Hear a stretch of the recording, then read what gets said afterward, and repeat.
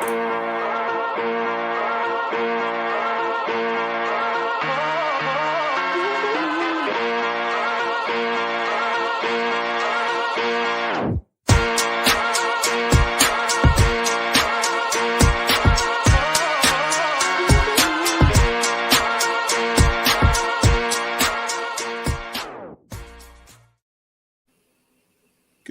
morning.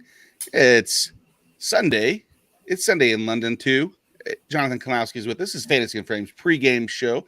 I know this is a special day for Jonathan because not only does he get football, he also gets football. How's that? I want to give it soccer, but I'm not. Out of respect, World Cup time, you get Jorge will agree. We'll give him a couple weeks. How long is the World Cup? Like a month long? Yeah, it's on for another 2-3 weeks. Yeah. NFL fans in the UK have a decision to make today of like which screen they're using for which, because the England game starts 1 o'clock here at my time. Yeah, so I think it'll be like an hour after the NFL games. Correct. That's exactly what it is. 1 hour. And this NFL slate is probably one of the best of the year. So yeah, big decision to make. Jorge, good morning, yes, my sir. friend. How are you? I second everything Jonathan just said. This slate today is for both offense and for defense. IDP is fantasy gold. Just a lot of great matchups this week. I'm excited. It's going to be a great week. Defense or defense? Defense. Okay. Jonathan. I think that's what I would say. I'm not sure if it's a British way of saying it. There always is a British way of saying it. When whatever that is, America changed it and said, "Screw that, we're going to go with ours." And it was, I just learned and expressed this over Thanksgiving when we were using that. And I'll let Jonathan answer this. Jorge, you come in second. When you're wrapping food up, you have a piece of like foldable metallic sheets that you can wrap up. And what is that called? Aluminium, exactly. And I said that at Thanksgiving, and I was like, yeah, it's like good old aluminium paper. And they go, what? And I go, yeah, that's how it's. Well, it's not spelled that way here. Oh, right, okay. There's no IUM at the end. They shorten that. Okay. And they're like, no, it's not. And I said, it is. Like, okay, whatever. And I was like, all right. So then I had to get out the old Google Translator or whatever it was, and then Google Translate between English and English. It was the English to English translation of aluminum. But I swear, if you did it, it was like the English version actually utilizes 5 syllables, aluminium, versus the American, if you want to call it, aluminum.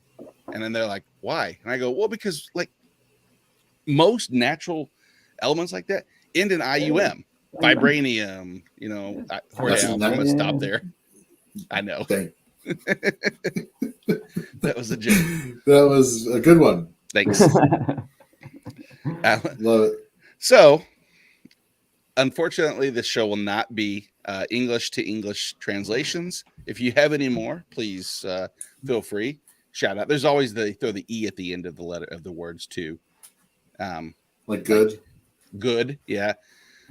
Shop, SHOPPE, I think is one. I don't know if that's London or English or not, but I think it's old English. I really should have for one show, I should just have a load of phrases that I'm trying to get in just to see if anyone questions me. You should. Culture. No, seriously, that would be fantastic. It'd be wonderful. Next pregame show, just all American, is English slang. I'll do no actual prep of looking at stats. No football. That's what I'm doing for the. That's right. See what I can do. I like the sounds of that personally. I think that sounds very interesting, and I'm just going to spend the entire time trying to figure out how to incorporate those words into something that we're talking about, where you have to say it, like the loo and what. You know what? That's enough. I'm sorry. You guys. You want to jump in? Where you guys both agree? I think excellent slate. When I was writing this up last night and going through each game, it's crazy how many there were, games within a games and situations that made sense. And it's like, start with Pittsburgh and Atlanta.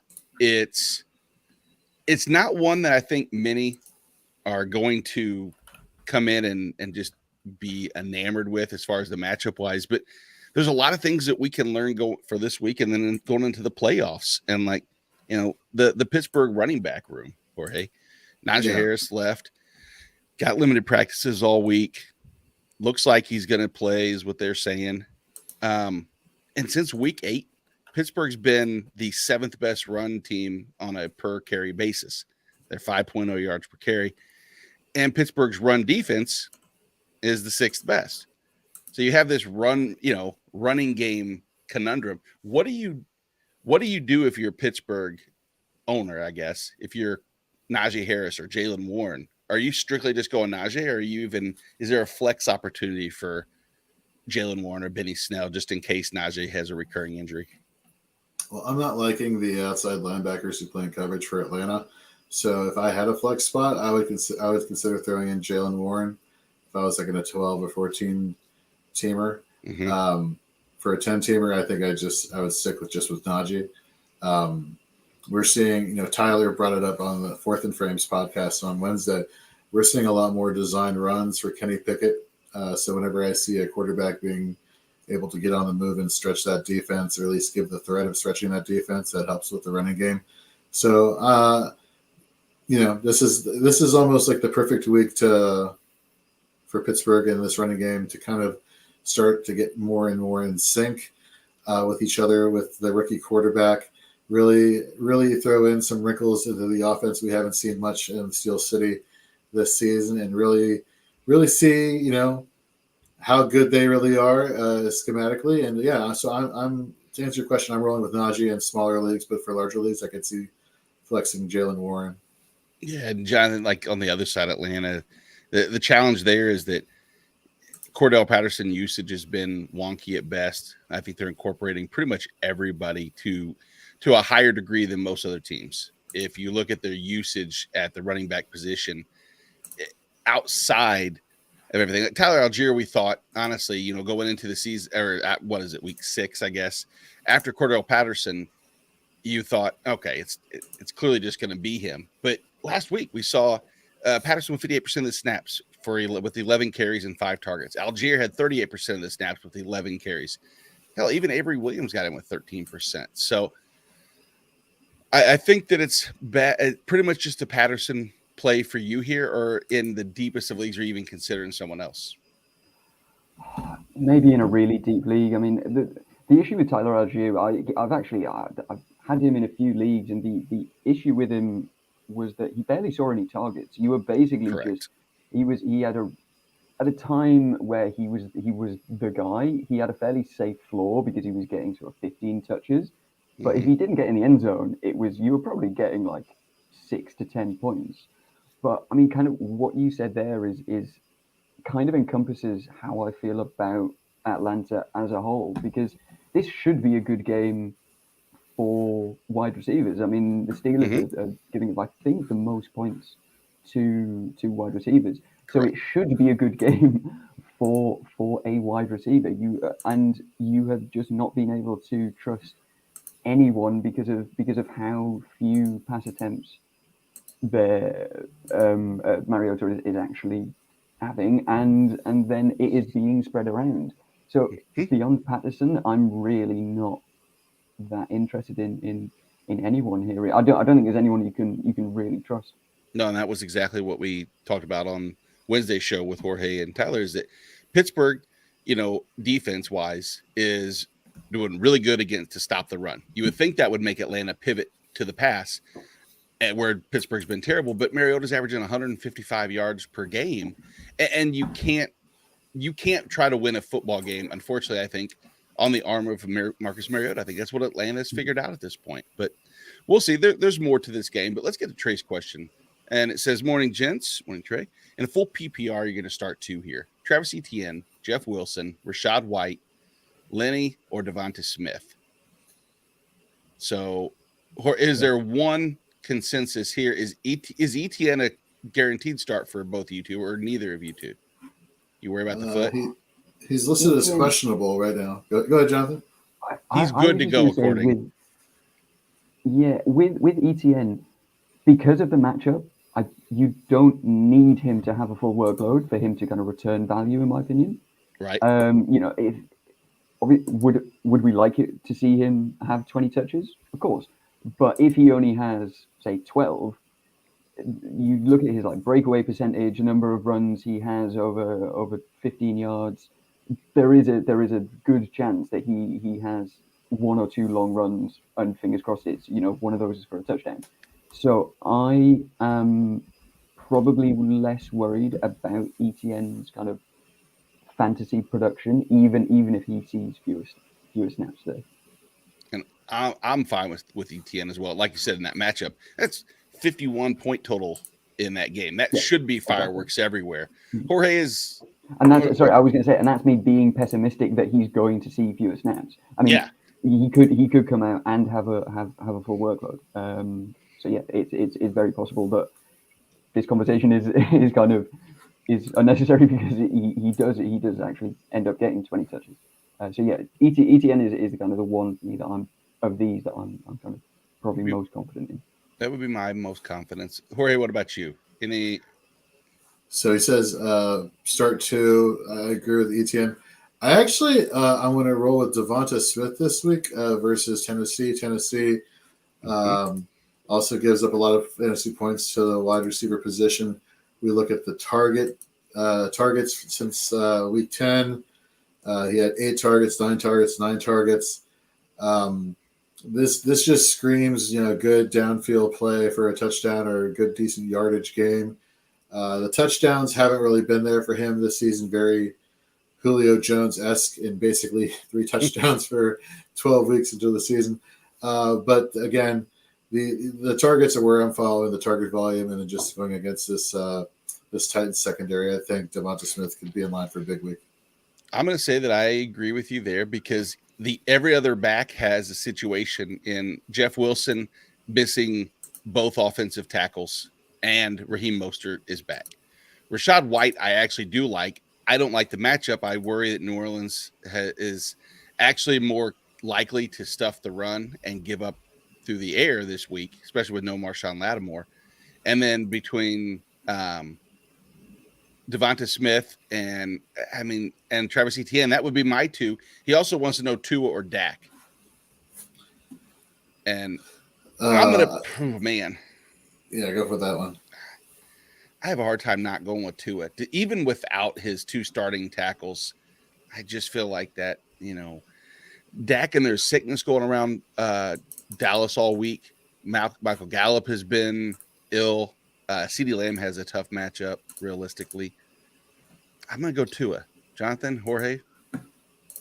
Personally, I think I would go Dak. I mean, what you said about the 2 starting tackles for Tua being down, I really worry against that San Francisco defense. That's the worry for me. Is that, I mean, what they'll likely do is sort of just make everything quicker, and there's not going to be as many sort of down the field throws. Right. It'll be a lot of sort of quick game. But which if you've got Jalen Waddle and Tyreek Hill, that could very well work. But I worry about that offensive line. So I think I would just feel more comfortable with Dak. Yeah. So when we're looking at points allowed on the season, Indy is averaging 16 points allowed to quarterback. San Francisco is averaging 13.8 points allowed. The loss of the tackles here. Here's the thing. So I understand, Jonathan, your point as far as you losing both of your tackles. That sounds really good for pass protection. But let's be honest here. These tackles weren't exactly pass protecting very well, so it can't really get much worse than what it had been.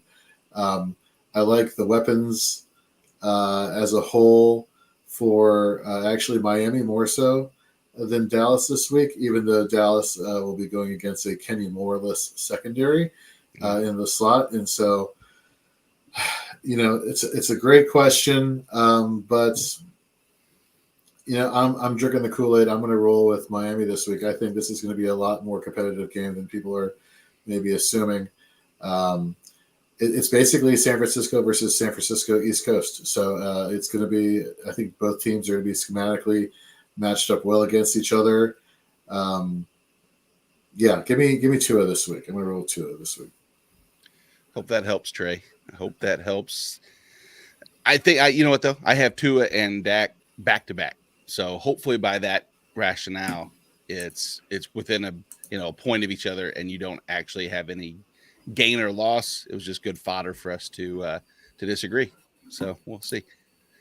And we appreciate you. Thanks for joining with us. Got Craig over here. You come into my live show, you say my co-host name's right. It's Christina. It's just Christina. It's Christina. And then they chase him down. Jonathan, are you a fan? Are you a fan of the other guys?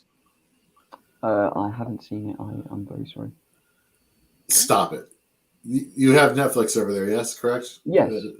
You need the other guys, Mark Wahlberg, Will Ferrell. It's just now. That's what it is. Take the time. He you are doesn't. actually Oh, off screen, great. Nope. I don't think he even notices. You are Big off dummy. screen right now.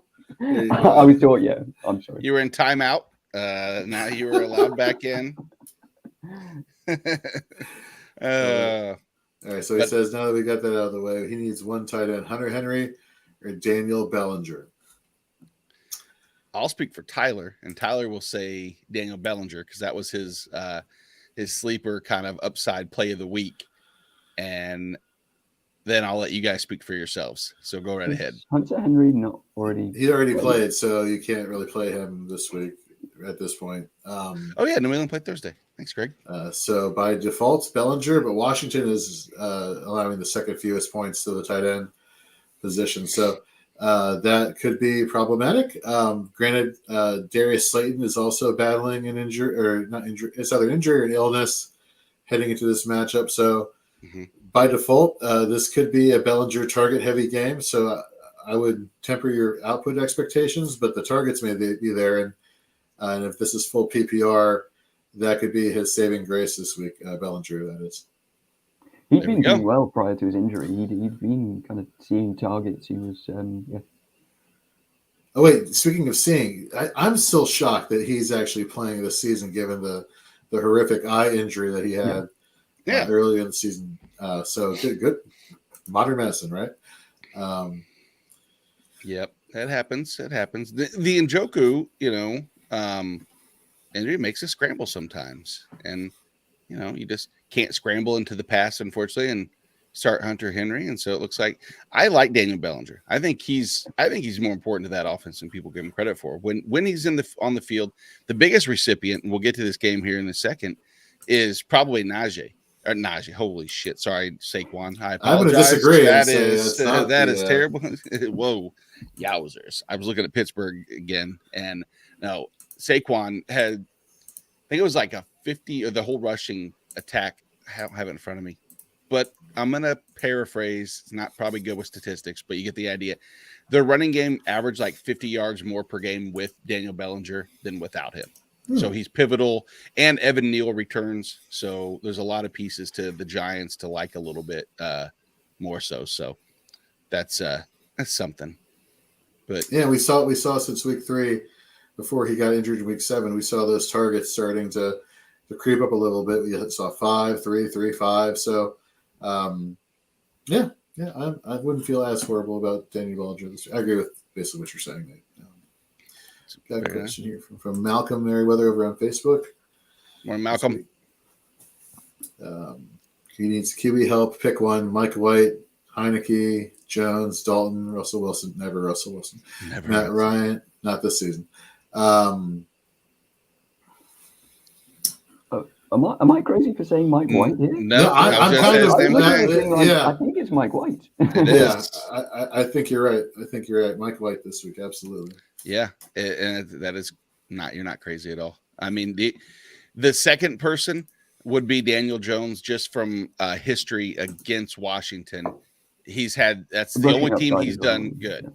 I mean, you could take away Daniel Jones's every other week, basically, and only start him against Washington, and he would finish about the same yearly production that he did without the other games involved. But it tells us a little bit. Go back to Pittsburgh, Atlanta. The one thing to pay attention to also, as far as the Atlanta run game, is that they're without their left guard. That left guard position has been a rotation completely. Shockingly enough, though, their right tackle and right guard, Chris Lindstrom at guard, Caleb McGarry, are the number 2 and the number 7 ranked pass rush tackle or off players in the NFL.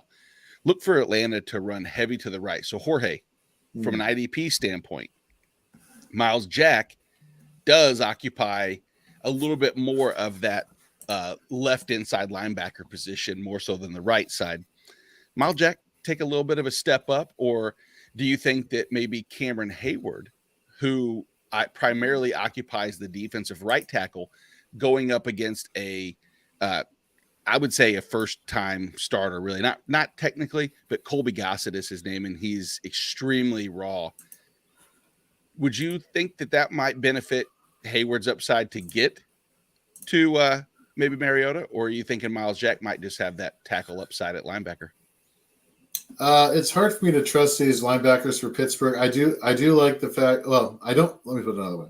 I don't like the fact that Cameron Hayward has traditionally just stayed to the right side all season. It's not like he's somebody who switches from side to side trying to get a matchup here. So that could be potentially problematic. These inside linebackers are so frustrating because you figure with the amount of time they're on the field that they would just get plenty of opportunity to rack up those tackle numbers. Devin Bush, I believe, wore the green dot last week. And so he's on the field predominantly the majority of the time. If I had to put my money, though, on one of these linebackers or Cameron Hayward, I think it would be Miles Jack. But that would be like LB4 region for me. With LB3 upside would be my guess there. Following up Malcolm's question earlier about Mike White, he wants to know, would Kenny Pickett start be a bad start over Mike White? And I think I would start Mike White over Kenny Pickett myself. You guys have different opinions? I agree, but I don't think Kenny Pickett's a bad. I don't either. I mean, Atlanta would give us something like, I think they're in the top 10 in fantasy points allowed to quarterbacks. So. I think I would still go with Mike White, but Kenny Pickett's an okay streaming option, like a good QB2 in a superflex league today. So I'll make the counter argument and say Kenny Pickett over Mike White, just because I think Pittsburgh has the opportunity to have a more balanced offensive approach versus Atlanta versus Mike White, where you don't know whether Zonovan is going to have that split. We don't know how that running game is going to be for the Jets. Right. But I agree. Both are great starting options this week for you. Mm-hmm. And Mike White, when we get to the Jets here in a little bit, one thing I found out too is that last week, and even going back to last year, his release time is top 5 to top 10 in the NFL. So last week it was 4th of everybody. And that's a testament to the Jets' offensive line. It's also probably an indoctrination against the Atlanta Falcons pass rush, which is so tragic that he didn't have anything to worry about. He could get the ball off in time. I mean, the Chicago Bears. Falcons game. We can get this right. Christina. It's Christina, Nate. Get it fucking right. Good Lord. Let me talk and start getting wrong games and teams. No one's going to know what's going on. Start Hunter Henry. Greg. Exactly. Start Hunter Henry. Full confidence. Speaking of full, our friend Breezy wants to know, full PPR, Isaiah Pacheco or Rashad White? Oh, man. So Pacheco's, correct me if I'm wrong here, but I don't think he's actually getting targeted a lot in the receiving game. So I do like his bump in attempts. Obviously, he had 22 last week. But I'm also liking the defensive matchups here for Cincinnati against Kansas City. Yeah. That being said, I think I'd still roll Pacheco just because of the attempts, and I know the PPR upside you're looking for the receptions, and Rashad White is obviously the go-to there. But I think the volume kind of is going to outweigh the reception upside for Pacheco. What do you guys think? It's really, really tight for me. It's kind of, as you said, with Pacheco, he's not seeing targets. So essentially what you're hoping is that he gets into the end zone. And he did last week. But without that, you kind of saw the previous 2 or 3 weeks, he had something like 10-ish, like 5 to 10 points in PPR leagues because they were all of the rushing yards he was getting. I think this is something that we spoke about last week as well. So I think because it's full PPR, I would probably go White just because I think he despite Fournette coming back, I think we've seen enough from White that he will still be the lead back. Yeah. And you know, very good pass catcher in college as well. So that I think I would go White there. Yeah, I'll take. I'm going to take back what I just said. Yeah. I did not realize. Well, I didn't realize that White has also been getting plenty of touches. 22 in week 10, 14 last week with 9 targets. Yeah, I'm taking it back. I'm going to go Rachaad White. And as close as I have them overall, the hair that is getting split is based on Jerick McKinnon. Jerick McKinnon going in was not like it was looking like it was a game time decision type thing, and he's progressed to a good start. If this game turns into what I think it's going to be as a 60-point game, I see a little bit more usage of McKinnon. That being said, I'll talk about the Chiefs and everything. I think the key to that game is whoever can establish the run first will win that game. But if I had to choose just in a vacuum, not knowing how the game's going to unfold, I think Rachaad White has the clearest path to that higher ceiling, if you will. So, Rachaad White, good luck, Breezy. Hope you do well this week. Jorge, as far as the IDP side with anybody else, TJ Watt hasn't exactly blown us away yet, but we think maybe is this the week for him to get started against this run-heavy Atlanta team, or you think this is another? I mean, you got to start him, but temper expectations. You literally caught me as I was just about to look at how good the pass blocking has been for Atlanta. Yeah, so these tackles are not exactly what we like to call good. Jake Matthews has been playing all right this season, but if we look at the past month or so of production, Caleb McGarry, not great, giving up 3 pressures. I mean, 3 pressures. What are we really talking about? Pressure game, or if that. I don't know. You're starting him because you're hoping for upside, but I don't know necessarily you're going to get that same TJ Watt, game. If anything, and it didn't work the last week, but I still am a believer that if TJ Watt's on the field, Alex Highsmith is going to be the one who's going to have some upside here. So that's kind of where I'm leaning more. But yeah, of course, you're rolling TJ Watt into your lineup. I mean, you waited for him this entire season. There's no reason why you're not going to start him now. Mm-hmm. If I'm the Falcons, I just run to the right side, run behind Lindstrom and McGarry, and just basically hope that you take TJ Watt out of the play by running his direction, which is an effective strategy. Sounds opposite of that, but you don't let his speed tail in of plays and make things happen. So let's go ahead, Jonathan. Green Bay at Chicago. My, oh my, how the battle of the NFC North has fallen on, well, grim times, if you will. We don't need to have the sad lead in like I did. I apologize. There's positives. Both teams terrible against the run. So maybe both teams will have a good running game. We'll see a little Chicago ground and pound, being in Chicago is all I'm saying. Green Bay, I think, is more likely because Aaron Jones owns the Bears. Jonathan, you know this, right? I mean, the last 6 games, he has 8 total touchdowns, rushing and receiving combined, and almost 600 all-purpose yards in those matchups. How high up do you have Aaron Jones? Is he in your top 3? I'm maybe not quite top 3. The thing I kind of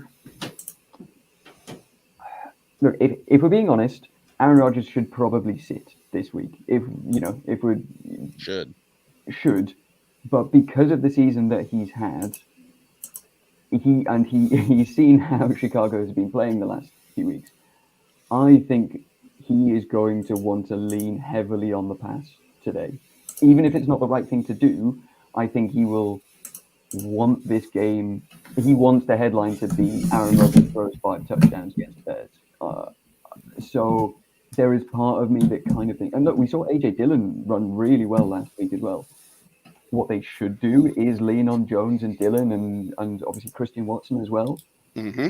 I can see Aaron Rodgers trying to throw for 400 yards. And he may well do. We saw what Mike White was like last week.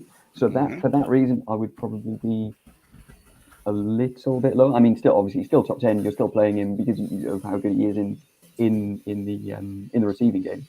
But yeah, I wouldn't be surprised if Rodgers tries to kind of make this more about the passing game. Quick question for both of you guys then. So number one, with David Bakhtiari being out, do we change our opinions whatsoever about Rodgers? And then really the more important of the two questions is, let's say that you have to choose between Aaron Rodgers and Kenny Pickett. What would you do? That's a great question. In terms of the offensive line, personally, I'm probably not that worried because of the matchup, and also because they took a rookie in the draft last year, Zach Tom, who's been playing quite well. Josh Nijman is playing right, is likely playing right tackle. So because of the matchup, I'm probably not as worried about Bakhtiari being out.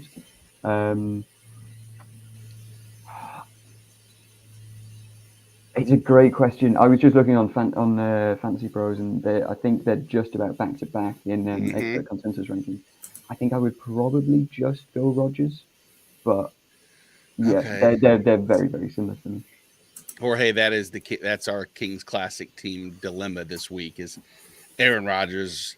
I picked up Kenny Pickett because, well, this week and then next week with Rodgers being on the bye, and that's another reason to sit Rodgers. Exactly. Or even sit anybody that's banged up. Why even risk it? But I don't think we're, I think we're all in the same boat here. Actually, I'm going to say Pickett, to be honest with you. Okay. The injury, the presence of the left tackle, Bakhtiari not being there, although you did make a good point about his rookie replacement. I just feel like there are more weapons for Pittsburgh that they could take advantage of and buy one. And I mean, Freiermuth, you got Deontay Johnson, you got Pickens. Who do you have in Najee if they can get this running game going, and Jalen Warren in the pass catcher? On the flip side, you mentioned you got the two running backs of Green Bay and Christian Watson, and occasionally Randall Cobb for some random touchdown that happens once every few millennia at this point. Shit. Exactly. And the crazy thing, with Pittsburgh, with that is, I want to believe, not going back to the Pittsburgh game, but Deontay Johnson is so confusing. He's 8th in targets. He has nearly a 25% target share. He has 11 red zone targets. He's 11 red zone targets. That's 13th in the NFL, yet not a single touchdown. At some point, we're going to quit saying it has to happen. And at some point, we're just going to accept that he's Jacoby Myers, but made it worse somehow. But well, let's hope it's Kenny Pickett. And famed Tiger. Oh, we remember last week. I don't know if there was, was there any decisions that we hopefully didn't make or that cost him? I want to say I hope he got blown out so that it had nothing to do with us, but I don't want to push that upon anybody. You know what I mean? You hope that was just you ran into a buzzsaw and there's not much. Well, I think this is a step up. This is a step up from last week because I believe last week his comments were all in bold. So the fact that it's just the 3 exclamation points makes me seem, all right, you don't seem as on edge, which good, because I think we told you last week, don't worry about being on edge. Pick 2 wide receivers, a quarterback, and 1 flex. Unreliable McLaurin. You shut your mouth about Terry McLaurin. He is an angel. Whatever. He lost by less. He lost by less than a point. Oh, yeah, that would piss me off too. Shake my head, Kirk. Brady Lett Evans, Mark Cooper, Keenan Allen. God, receiving core so good. Yeah, no. So I would. I would go. So okay. Happy endings, Watson. Let's start with quarterback. Who do you want? Deshaun Watson or Lamar? Wow. Give me Lamar Jackson. Yeah, give me Lamar. I'll take Lamar. As disappointing as Lamar's been, I will say Lamar. I just don't know how Cleveland against Houston. Why not hand the ball off 45 times and just run it? Let them get used to it. You mean Cleveland? Oh, against Houston, you said. Sorry. Against Houston, yeah. Yeah. Obviously, Montgomery with Wilson and Mostert being a dilemma for me. And then I'm going to go still. I'm going to keep my faith in Christian Kirk. I know Zay Jones had a big week last week, but these cornerbacks for Detroit are just so bad as a whole, and they've been rotating at different positions, and they just can't find the right combination for success. So I think I'm going to go Keenan Allen and Christian Kirk with David Montgomery and Lamar Jackson. Jorge, you went away from Terry McLaurin? The angel? What if I told you Terry McLaurin against the New York Giants in his career averages nearly 8 receptions and 95 yards a game? I'm not saying he's not good. I just like I like this offensive fireworks show that I think you're going to see in Detroit and Jacksonville. I don't disagree with that. That's actually, man, I might go McLaurin and Kirk. The problem is it's like I could see a pathway to Amari Cooper just absolutely eating. I mean, he over the last, like 3 to 4 weeks, 25% target share.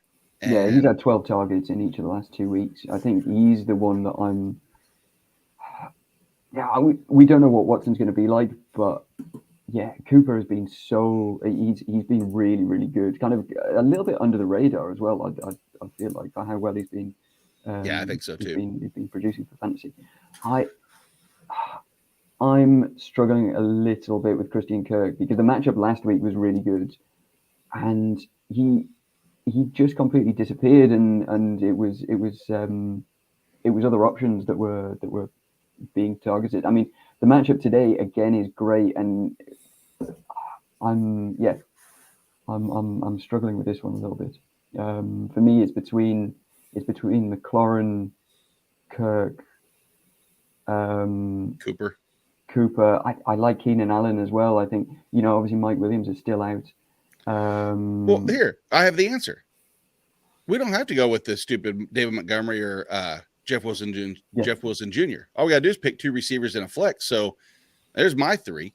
My 2 receivers are McLaurin and Amari Cooper. My flex is Christian Kirk. Okay. Yeah. Jorge, what about you? Did you say did you have a flex yet, Jorge? I'm sorry, Jonathan. Didn't mean to cut you off there. Oh, I totally forgot about the flex. Excuse me. That's why Fame Tiger lost, because we didn't get all the questions. Let's go. All right, 2 wide receivers. Like I said, I'm going Christian Kirk, Keenan Allen, the quarterback Lamar Jackson, and 1 flex. I'm assuming this is PPR. McLaurin. Oh, there he goes. We reeled him in, Fame Tiger. We got him. The angel. Now it's all on Jorge. If McLaurin has a dud, remember, at Jorge B. Edwards on Twitter. His phone number is 219-348. I don't really know if that's anywhere close. Did I get a number right at least? You got a number right. Damn right. One of not. There we go, folks. We're 1/10 of the way there. It's up to you to remember the rest of it. Nice. $29.99. I will give everybody's phone number here to answer. Don't care. No shame in my game. Good luck. Just round up to the 30. Why even waste the penny unless there's like a surcharge coming your way? Because people might say, just keep the penny, and then bam, 1 penny for each one goes in the old pocket. Cha-ching. Once I give out about 1.5 million numbers, we're going to London. Okay. Baseball game. See, this all comes full circle. Back around. I got you. Speaking of full circle, we'll go back to the football game that unfortunately does have to happen. Green Bay, Chicago. Like I said, they're both bad against the run. Good chance Aaron Jones. And is David Montgomery actually a decent play this week, despite the fact that we have, we're not giving him any credit and his name comes up? Jonathan, I mean, do you think that Montgomery, we've seen how this Green Bay run defense is? You called it. You said they're terrible. And Miles Sanders last week, ran for, I'm not sure if it was a career high or it was certainly close. Jalen Hurts had 120 yards at the end of the first quarter or whatever. Yeah. The question that really, obviously we don't know the answer to, is how much Fields is going to run. Obviously, because of his injury last week, he was supposedly back to full practice, but I think they've got a bye next week as well. And, Chicago's season is done. Obviously, they want to just get through this with as high a pick as possible and Fields healthy. That's kind of what they want. So there is a little bit of concern for me that they maybe lean on Montgomery a little bit more. But I mean, like, I'm still playing Fields with sort of with confidence. I think he'll have. Yeah, we're crossing our fingers as well.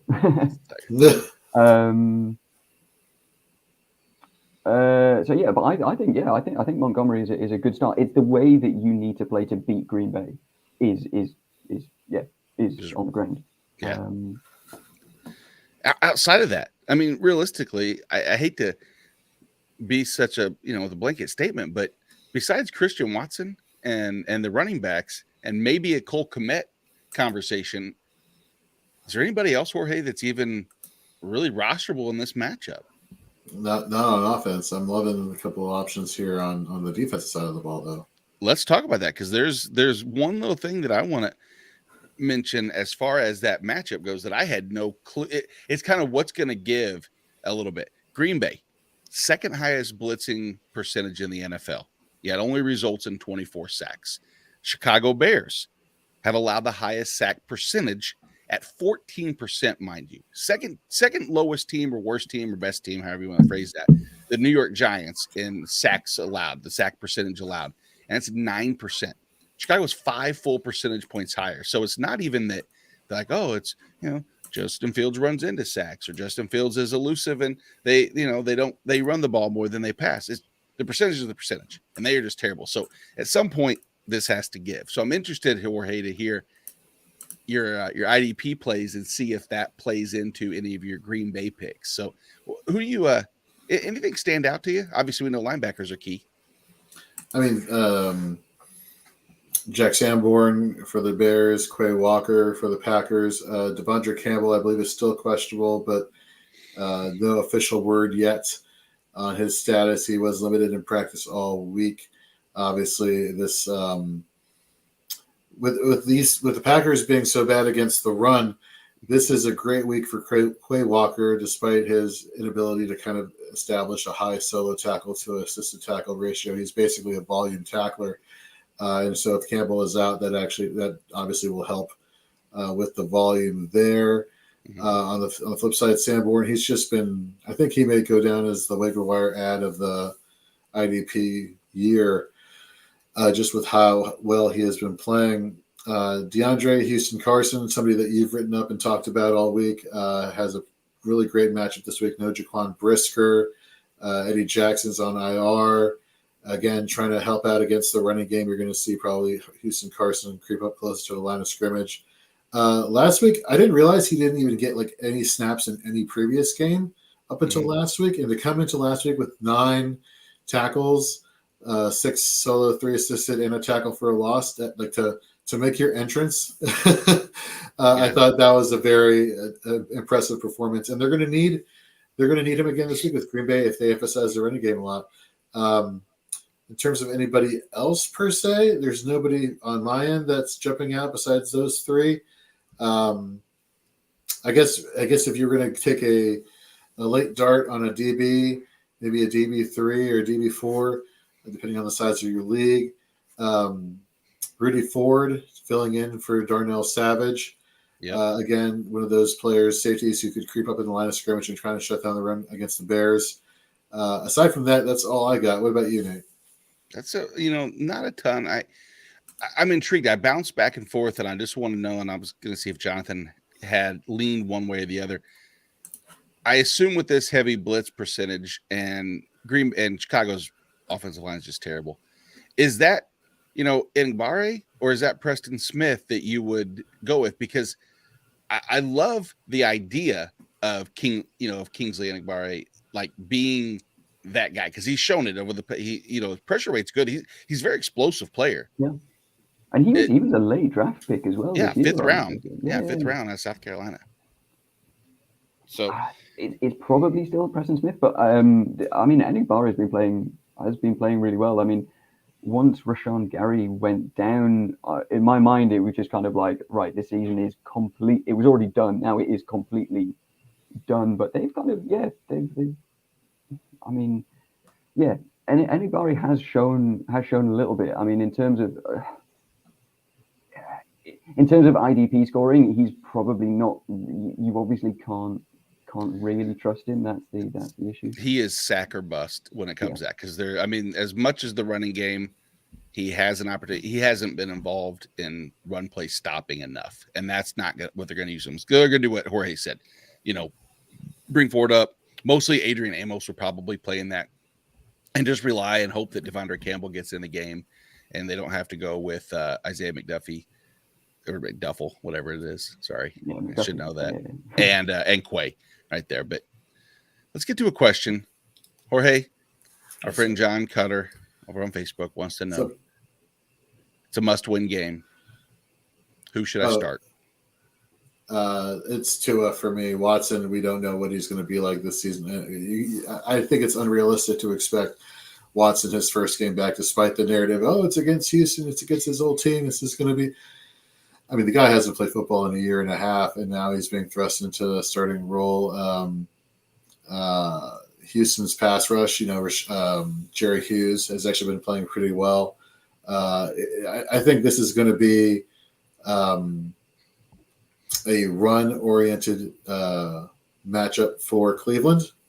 Mm-hmm. Now, Tua, we were talking about earlier about both of the tackles being out for this game, but both of these tackles have been not playing well already this season, yet Tua has been able to get the ball out quickly and on time to his receivers, to the tight end.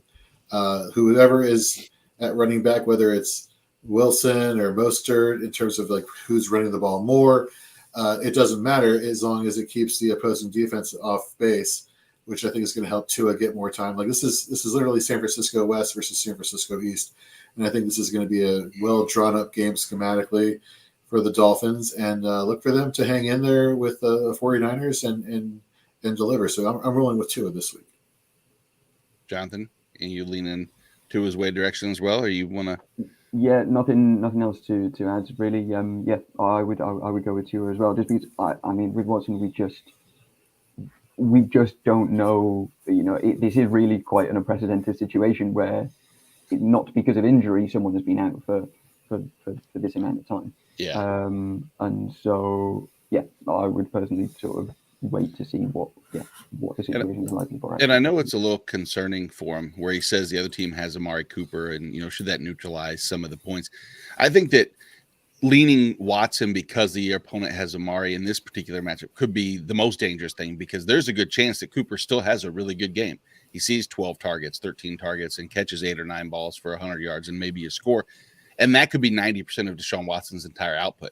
So whereas you get a QB 18 performance, he gets a wide receiver 2 performance, and you're still more pissed off. And at least Tua has it. And if you have in Chubb, stay away from Watson, stick with Chubb. Not stick with Chubb, go with Tua and just let them lean on Chubb like they're probably going to do the entire time. So good luck, John. Good luck. All right. Daryl on YouTube. Fields or T-Law. I'm rolling Trevor Lawrence this week. Jonathan, he was your start of the week at quarterback. If you haven't read his start and sit article, there's still time. Head over to fantasyandframes.com and check out his start and sit article for week 13. Look, the Lions are giving up the most points to quarterbacks on the season. You got a real bad defensive team in Detroit. I just feel like Trevor Lawrence, this is going to be a statement game for him. So I would fire him up. Daryl also has another question here. Etienne or Barkley in half PPR again. I was immediately about to roll into Etienne. Barkley is Saquon Barkley. He has a tendency, much like Daniel Jones, to go off against Washington. But I'm going to have faith in this interior of the Commanders. So I think Etienne for the PPR upside or the half PPR upside is definitely going to help you there. I'm going to probably go with Saquon myself, just because of the two things I talked about last. Is Daniel Bellinger's return, significant upgrade for him as far as production, and Evan Neal returning. And I'm looking at the last 2 games. I realize that is a challenge because he was pretty much non-existent. Game script should should be in his favor, or not in his favor. I'm not saying that Giants going to beat the Commanders. I'm saying is it shouldn't be such a negative game script where they're chasing and trying to recover. So, I mean, I don't know, Jonathan, you get to be the tiebreaker. I like ETN a lot in this matchup because of this 51 point total. Yeah, Barkley is he's one of those guys that I can just never bench, never actually have the balls to actually put Saquon Barkley on my bench, just because you know that he could go off literally any week. And I know that ETN has a similar quality, but I think with Barkley and the lack of weapons that that Daniel Jones has around him, I just think, I'm still rolling with Barkley, but I would love to try and get ETN into my lineup as well if there are other people that you can bench. Jorge, I'm gonna give you this question. I know you love them. Pick a defense. I'm gonna go. Oh man, this is a great one. Not going against the Falcons. Not taking the Falcons because I like Pittsburgh's matchup this week. Jacksonville. Not the Giants. I feel like this is going to be like a stonewall game for both sides. They're just going to be running into walls left and right. The Vikings versus the Jets. I think that's going to be a pretty fun game to watch. And the Packers are susceptible to the running game. And you have Justin Fields back, whether or not he runs a lot. So which defense do I like the most here? I'm gonna roll with the Jaguars actually on this one. I think there is a lot of positives here for Jacksonville on offense and as well as for Detroit. But I see Detroit being a little bit more limited here than all the other opposing offenses that you're listing here for these defenses. So give me Jacksonville this week. Now the question I would have, maybe you two know the same kind of dilemma sometimes that we have with the picking DSTs, is some leagues are you start at like 20 points and then yardage and points just decimate your scoring, but then you're turnover reliant. Others are just you start at 10, you don't lose that many points for anything, and so you can allow like that Detroit Jags game. I think there's a better likelihood that we see more turnovers in that game than some of the others, but I also worry that it's a 27-31 game, and if there's no turnovers, you just get 0 out of the Jags. Or even negative. That's one if thing. You can go negative, it's exactly. important to check what the actual settings are, because if you lose points for letting a lot of allowing a lot of points, then yeah, I'd be a little bit worried about the Jags. The Giants, I think, are probably fairly interesting. I feel like Heineke nearly throws like 2 or 3 picks a game, but isn't quite at the moment. I feel like there is going to be a week at some point where he does throw like 4 interceptions, and yeah, maybe that's not this week, but I feel like off the screen again. Like it's happening at some point. Sorry, Jorge. You know what? And this isn't going to help you, Mo, at all. I'm going to go with what I talked about earlier, is the Green Bay Packers' second highest blitz percentage. I'm going to bank on the fact that they actually just get through and create turnovers. And I think that game's still going to be a low-scoring game as far as, like, if you look at the implied point totals, it's one of the lower ones as far as what are they at? 36.5. No, that's not that correct. Scratch that. Here's another question. Dallas or Seattle? And yes, you lose points for allowing more points. For me, this is Seattle. This offensive line for the Rams is just decimated. This team is decimated. They just put Stafford on IR, so it's Walford. I think this week is going to be starting. Mm-hmm. Yeah, so that this makes it a lot easier. I think Indianapolis, their offensive line has been playing a lot better since week 10. So yeah, give me Seattle on this one. The one thing I would say about Dallas as well, if you, because I feel like Seattle will get you more points this week.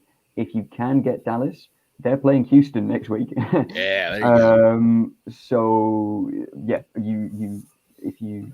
I think I would probably go Dallas, just knowing that next week you've got the best matchup.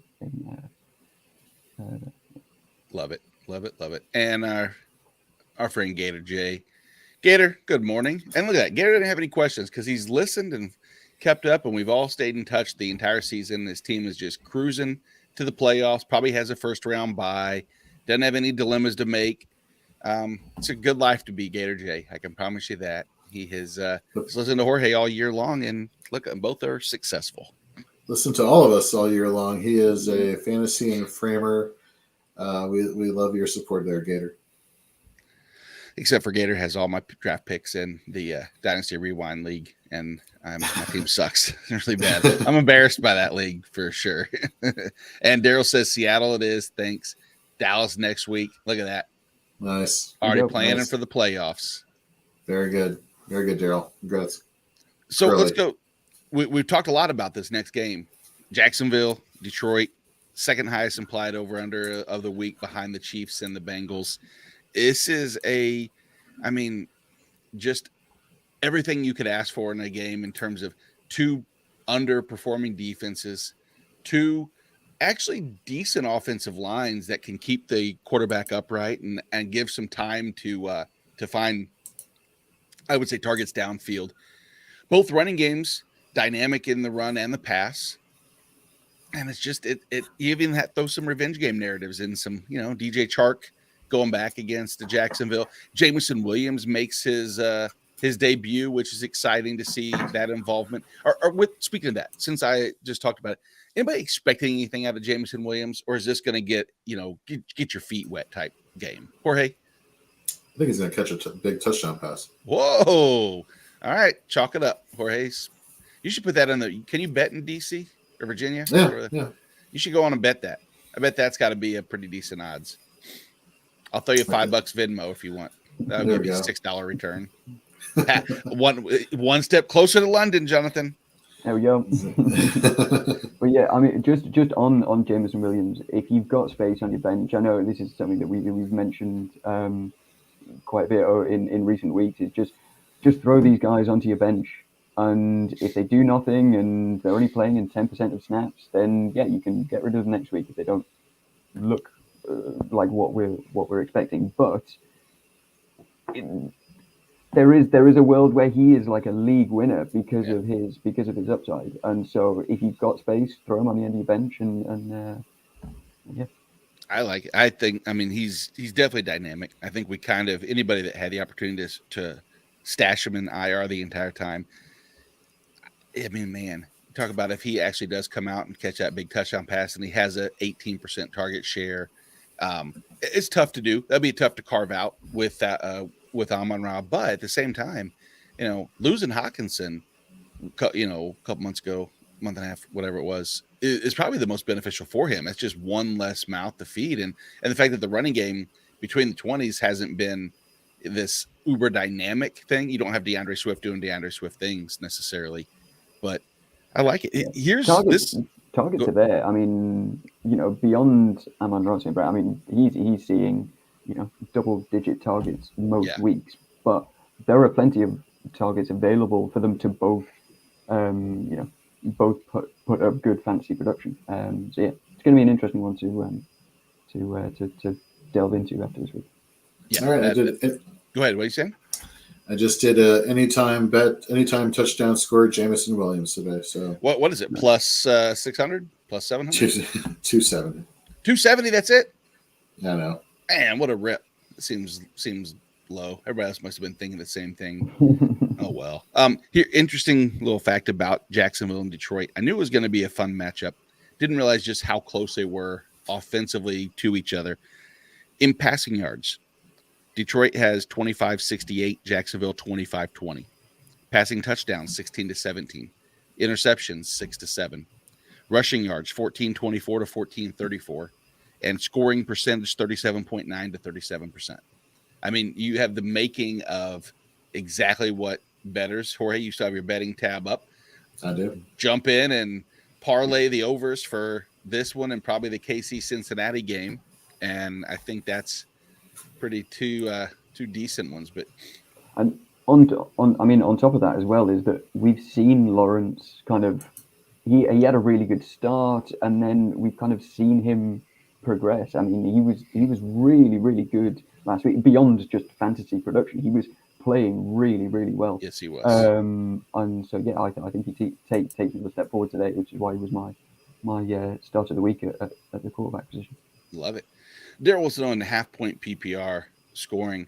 At wide receiver, choose between Chris Olave, Christian Kirk, George Pickens, Christian Watson. Pick 2, then one of Alvin Kamara or Dameon Pierce. Let's start with the running back position since it's one or the other. Jorge, you going Kamara or Pierce?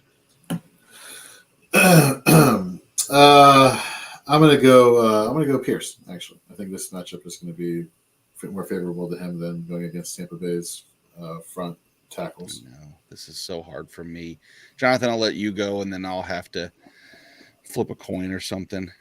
Sorry, It's Daryl. really tough because Cleveland is one of the best matchups for running backs, and Pierce was someone that I wrote about as a start this week, kind of with the caveat that there is a possibility a very real possibility that this goes very downhill given the last 2 weeks, but that matchup is so good for him. I think if it's half PPR, I think I would probably still go Kamara just because he's Alvin Kamara and because in half PPR there's much more likelihood of him seeing targets. And with the other one, I'm desperately trying to convince myself to say Christian Watson just because of that matchup, but I'm struggling to pick him over those 3. I think I'm still going. I think I'm going Olave and Kirk with the other 2. Yeah, I'm going to do Olave and Kirk as well. New Orleans just doesn't. I mean, the weapons there are just dwindling, but I think that they're going to lean like they've done all year. I mean, Chris Olave's who they can rely on. Christian Kirk in the matchup we've talked about. Anytime there's 50 plus points, I want as many pieces as I can. And at the running back, God, that's so hard because Cleveland they're the best, second best matchup. The best matchup is Houston as far as the run game goes, and then secondary is Cleveland, which means it also could be a little slower of a game, especially without Brandon Cooks. You have, I mean, I don't trust any quarterback for Houston, no matter who it's been so far in the season. It's been slow, so I think I might lean Kamara. I just hate to have Kamara and Olave, but I'm going to do it that way. Jorge, how about you at receiver there for him? So Kirk and I'm going to go. Coin flip. I'm going to go Kirk and Watson. Can't go wrong. I mean, it's hard to argue against Watson just as far as what he's shown us. I mean, there's no denying that. And we saw how good, obviously, Garrett Wilson was last week against that Bears defense. I think Christian Watson scores a touchdown again today. The question is, does he score 2 or 3 again? Yeah. Obviously, he scored, I think it's 6 over the last 3. He's just been hyper efficient. Exactly. That's the scary part. Yeah, it's one of those things where it's kind of naturally you question the sustainability of that. Absolutely. But because they're playing Chicago, you can kind of allow it for another week of being like, he probably will do it again, to be honest. Yep. If the law of the odds are typically not in your favor, throw Chicago into the mix, and all of a sudden it works out. Like Gator had mentioned earlier, we saw talking about James Williams is that the Lions have said that he will be on a snap count, and in his opinion, which is valued, of course, touchdown dependent today. Totally agree. I don't think I can't start him in any. I don't think I could ever start him in a league personally.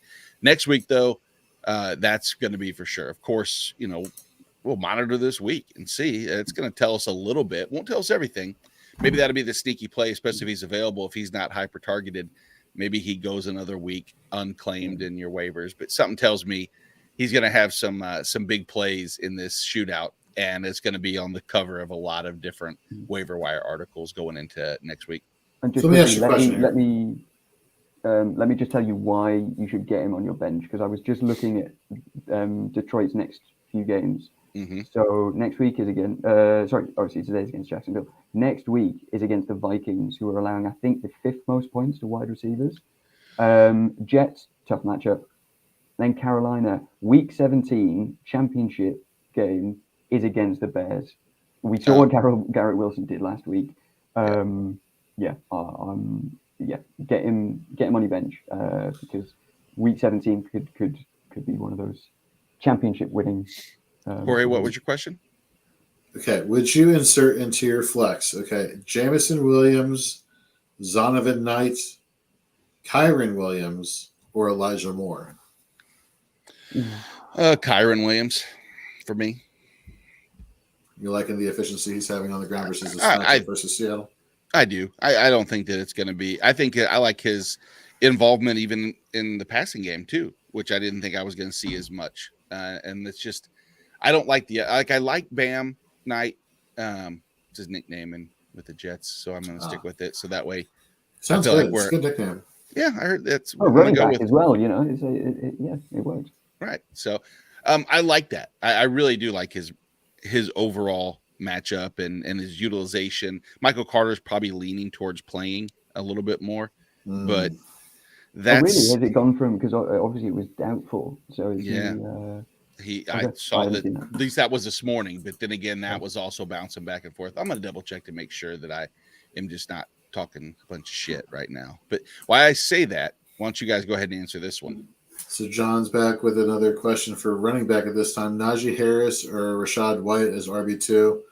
I go Rachaad White this week. I'm assuming this is a PPR or full PPR, or is this a standard, John? If you could let us know that one. But I don't think for me that really matters too much. I think it's Rachaad White for me. Jonathan?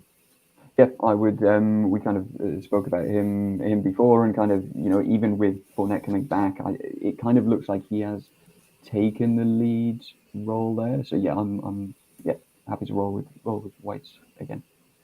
All right, thanks for your question, John. Got another one from obviously Marcos. Najee's injury as well is right.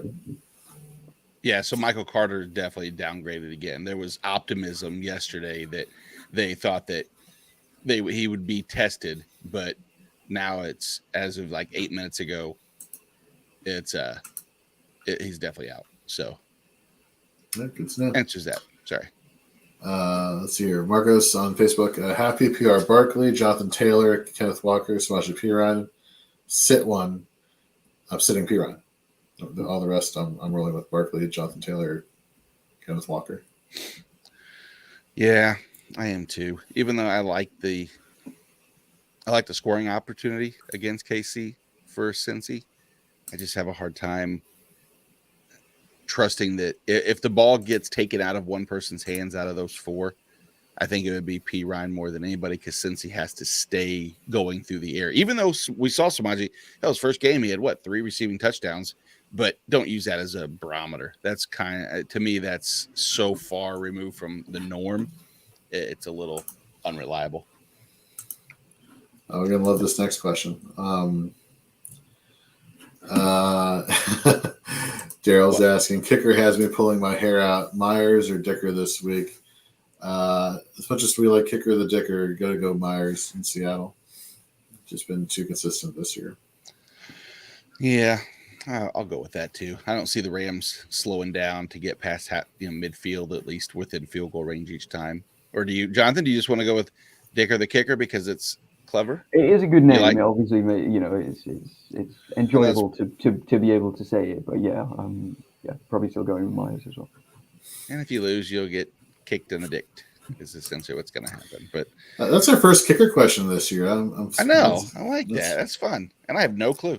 I would say, I mean, actually though, that's not fair. I mean, there's a lot of things, like realistically, when I'm looking at kicker dilemmas, I go and I check out average plays and I look at, average drives stalled and then combine that with, you take like your scoring percentage and then look at touchdown versus the field goal percentage. And I mean, you could get a pretty decent idea of trends. I just don't, dude, damn, why did you put that up there? It's funny. Come on. It's wonderful. Ken Sonnenberg, ladies and gentlemen. I like how Ken will just like randomly pop up with these jokes every so often and then just go quiet. It's great. And he has no questions because he's in the league with Jorge and everybody else, so he's probably dominating. So it's easy. And is he dominating? How's he doing, Ken? How you doing in these leagues? So I'll wait for him to. I'll let him answer also. But he is in a dynasty league, auction league, and he is kicking ass, man. Like you see the trades that people are sending him, and these are like BS trades. Like they don't obviously realize Ken actually knows a few things here and there. And so he'll ask me questions about trades, and I'll send them right back. And he is like fleecing people. So these people they don't follow fantasy and frames and get their information from us. Makes sense. And Ken has been kicking butt in all the leagues I'm in with him. So you two are kicking butt. You're taking all the credit and giving Ken none is what it sounds like. That's okay. We'll go on. Jacksonville and Detroit. We talked about Jameson Williams. We talked about DJ Chark. We talked about most of the offense. I mean, there's so many pieces that you're going to incorporate. I've had Marvin Jones questions that I'm like, I have a hard time saying no. Had questions in regards to Jameson Williams. It's honestly the only position that I'm not too enamored with is tight end, and that's just because I think we've been burnt by Evan Ingram enough over the last 8-9 weeks, but it's not the worst matchup in the world. I mean, it's top 15, I guess, which is but how about defensive side, Jorge? Let's take a look at some IDP options. John Kaminsky, defensive end, heavy pressure rate, probably not a name that many people know realistically because he's not exactly the most, notorious name in Detroit defensive line, not named Aiden Hutchinson, but right. Alex Anzalone, maybe at linebacker. You think he might get a lot of play? So gross. But he does have that tackle upside, and it's a shame that Rodriguez has not been able to capitalize off of his success early on in the season. But Anzalone has been there. Did you see on Thanksgiving, by the way, how who was it that just juked him out of his pants? It was yeah, I did. Yeah. Okay. Good. Hilarious. Anyhow. Yeah, so Hutchinson's been playing well, but I do like your pick right there early on. For me though, in the secondary, it is really about Deshaun Elliott. He's back again. He's back this week. Hopefully he had been battling an injury. I think he played last week. I remember he searched me correctly, or he may have missed last week. One of the two. But he's back this week. He's consistent. He's a high volume tackler. Ever since Tracy Walker went out. So big fan of him. On Jacksonville side, Luakun, definitely you're starting him. Mm-hmm. I know the snaps weren't exactly on his side last week, but I actually like Chad Muma a lot. I think he's the better linebacker here. You're seeing, while you're not seeing the increase in snaps per se, with him, you're seeing a decrease for Lloyd. So I think that's going to shift where these two are going to be both intertwined, and you're seeing Muma a little bit more here play against the run. Muma was 100% snaps last week. Was he 100%? He was 100%. Shocking, right? Then I take back what I just said. But I'm still rolling with Chad Muma this week as a linebacker. Rayshon Jenkins has been floor worthy, but yeah, Rayshon Jenkins. But that's as far as I'm going there. What about you, Nate? What are your thoughts? I mean, that's about what I got. I look at this and it's like, all right, there's got to be something missing. Like if we're expecting 60 points, they're sustained drives, but I think they're big plays, and I think that just takes away from that underlying tackle floor. I mean, besides Luakun, I don't trust Trayvon Walker. I like Josh Allen, but he hasn't been productive in nearly 2 months right now, as far as like real upside. So I think you've hit every person that I can consider, and we'll jump on to I'm not sure, Laura and Jim Cooperman. This is the first couple YouTube account that we've had also with a lot of firsts today. This is fantastic. I like it. I like it. Laura and Jim Cooperman. PPR needed to start 2 wide receivers, a running back, and 1 flex. DeAndre Carter, Alan Lazard, Michael Pittman. DE. Devonta Smith. There you go. Thank you. I thought that was like DE versus Smith. Okay, sorry. Chark, Hasty, Pacheco, Rashad White. Okay, so Jonathan, you want to go first, and then you can go around the first. So the three that jump out at me immediately are Pittman, Devonta Smith, and Rashad White. Right. I think after that, I'm probably going Pacheco. I think Pacheco is the one. I mean, we spoke about him before, and maybe a little bit touchdown dependent, but I think, I think I agree with you on all those. There we go. There's the consensus right there, Laura and Jim. You too, Jorge? Yeah, those players exactly the reason you just gave. Love them. So go win that matchup, Laura and Jim. And thanks for tuning in. Absolutely. Got a IDP question from Gator, Parsons or White. So on Shoot the Gap and other, and you down with IDP, the collaborative IDP podcast we do with Club Fantasy on Thursdays. I was talking about just how good this offensive line for the Colts has been since week 10. Therefore, I'm not really concerned about Parsons moving all over, trying to find that weak link here for the Colts offensive line. I do like Devin White versus the Saints, so I think he's going to have a pretty decent game for you there. Yeah, it's tough. Tackle floor exclusively, especially in this matchup between the two, because like you said, I don't see it being Parsons with that really elevated sack total. Devin White last time they played back in week 2 had 12.5, 13 points. I don't think that's probably too far from where they're going to be this time around. I still probably go with Devin White. This seems like a more secure floor. And at this point, that's all. Between those two, that's all I'm looking for. What a great option to have is to choose between those two. How you can't get both of them on Gator. Possibly it's a shallow league where you're only starting one per position. And if that's the case, I respect that. You're in a good spot, buddy. Thanks for following along and hopefully getting that victory this week. Guess moving to the next game I have is a fun one. New York Jets, Minnesota Vikings. The matchup that I think we all want. Justin Jefferson, Sauce Gardner. I don't know how much of that we're going to get.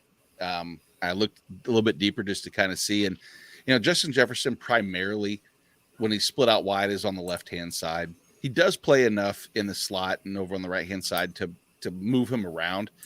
Sauce is on the left side, his left side only. I mean, he's played on the right side 40 snaps out of the 600. So if you do percentages, that's a low one. So, I mean, I don't think they're going to move him around as much to match up with Justin Jefferson. But the one time that he played predominant snaps outside of left side exclusively was week 9 against Buffalo, where they moved him to the other side. Now, was that a product of Stephon Diggs? Maybe, because without going back and looking at the game, the targets just have never been there. The targets, Diggs got his targets. He still had 10 in the game, but they weren't at the mercy of Sauce Gardner. So is Adam Thielen at risk of just having an absolute shutdown game, though, if he's lined up against Sauce 80% of the times, Jonathan?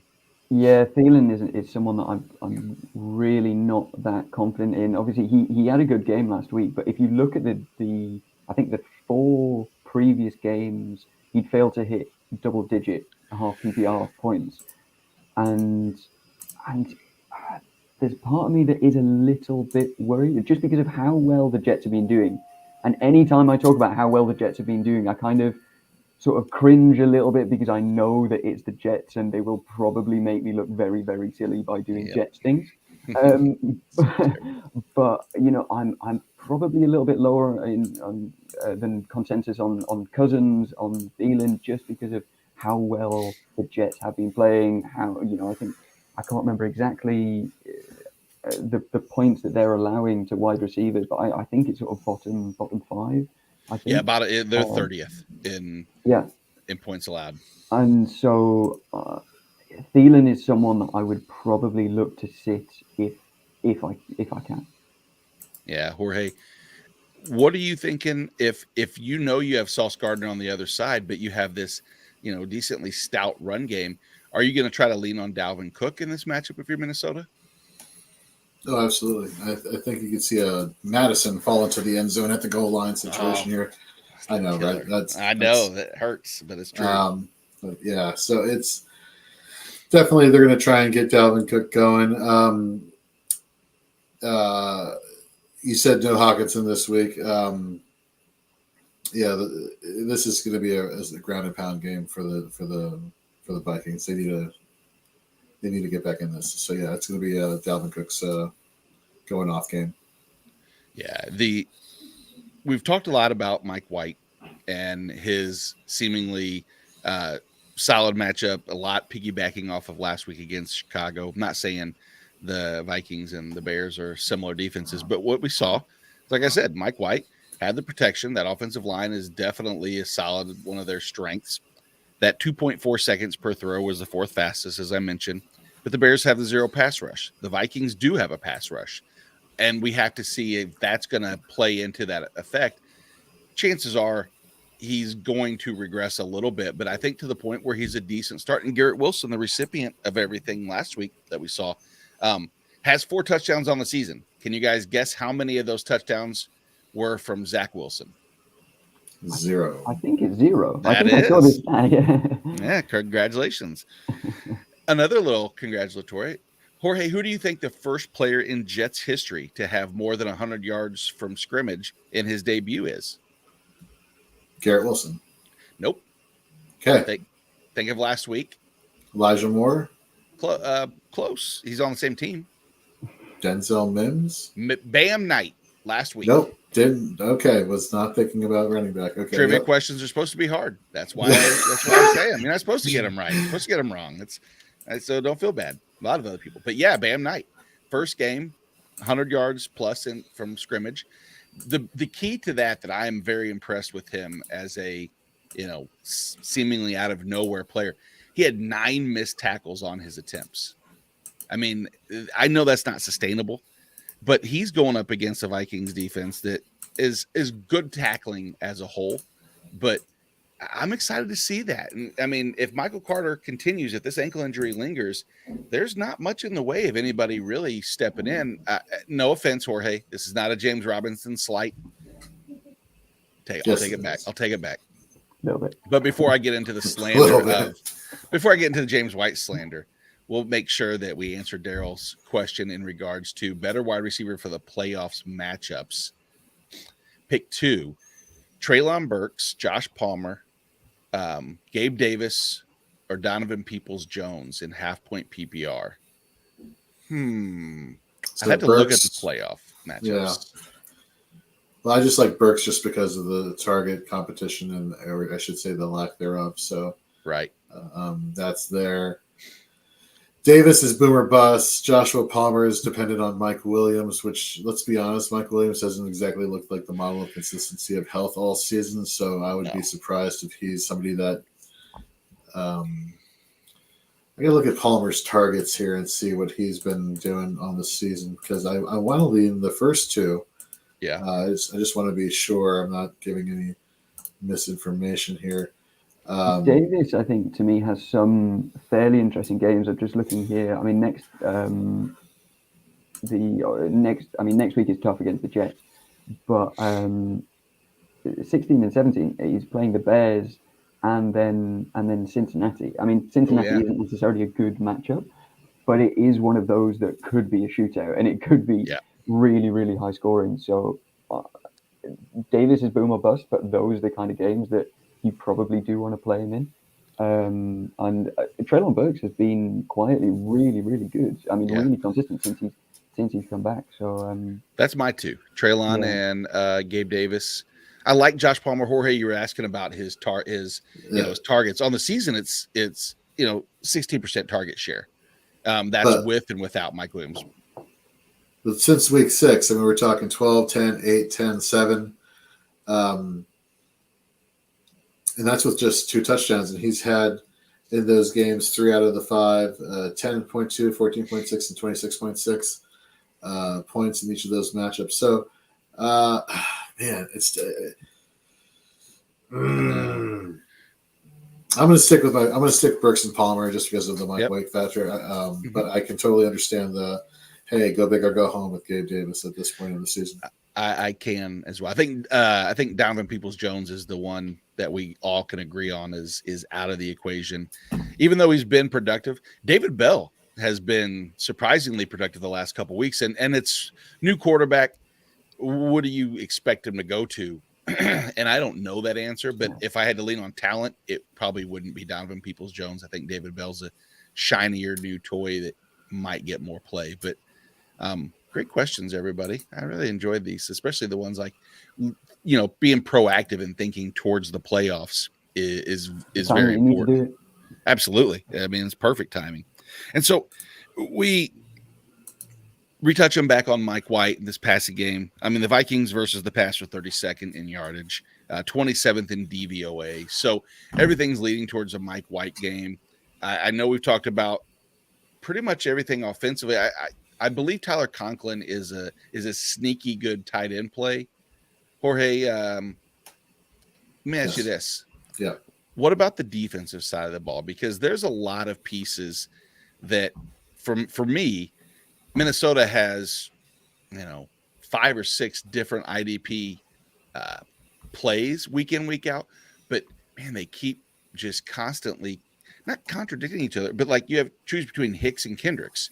That's a challenge every single week. But, I mean, what are you thinking, man? I think if you have either Hicks and or Kendricks, you're starting them and just accepting that you may get the one that goes off versus the one that doesn't. I'll say I do like Hicks if I had to bet one over the other, especially if they do utilize a split committee approach where they get more passing going to the running back situation, which I think is what you're going to see this week. On the flip side, for the Jets at linebacker, I mean, it's CJ Mosley. At defensive line, it's Quinnen Williams.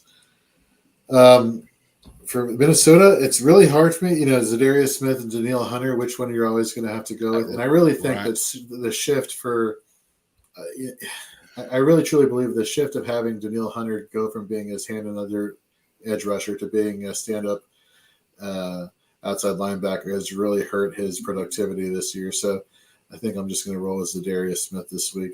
And of course, Harrison Smith is somebody.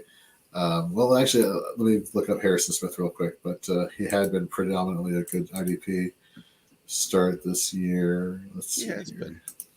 Yeah, the Vikings, I get the feeling, will be on the defensive side of the ball more than the Jets, because the Jets are quick to stop drives. The Jets have one thing working against them. If there's anything in defensively, is they miss a lot of tackles.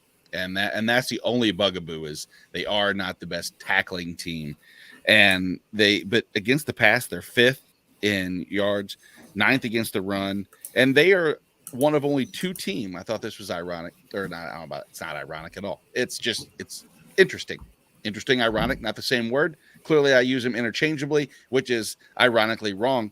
The Jets and the Eagles are the only 2 teams that have more interceptions than passing touchdowns allowed. There you go. Look at that little nugget of information.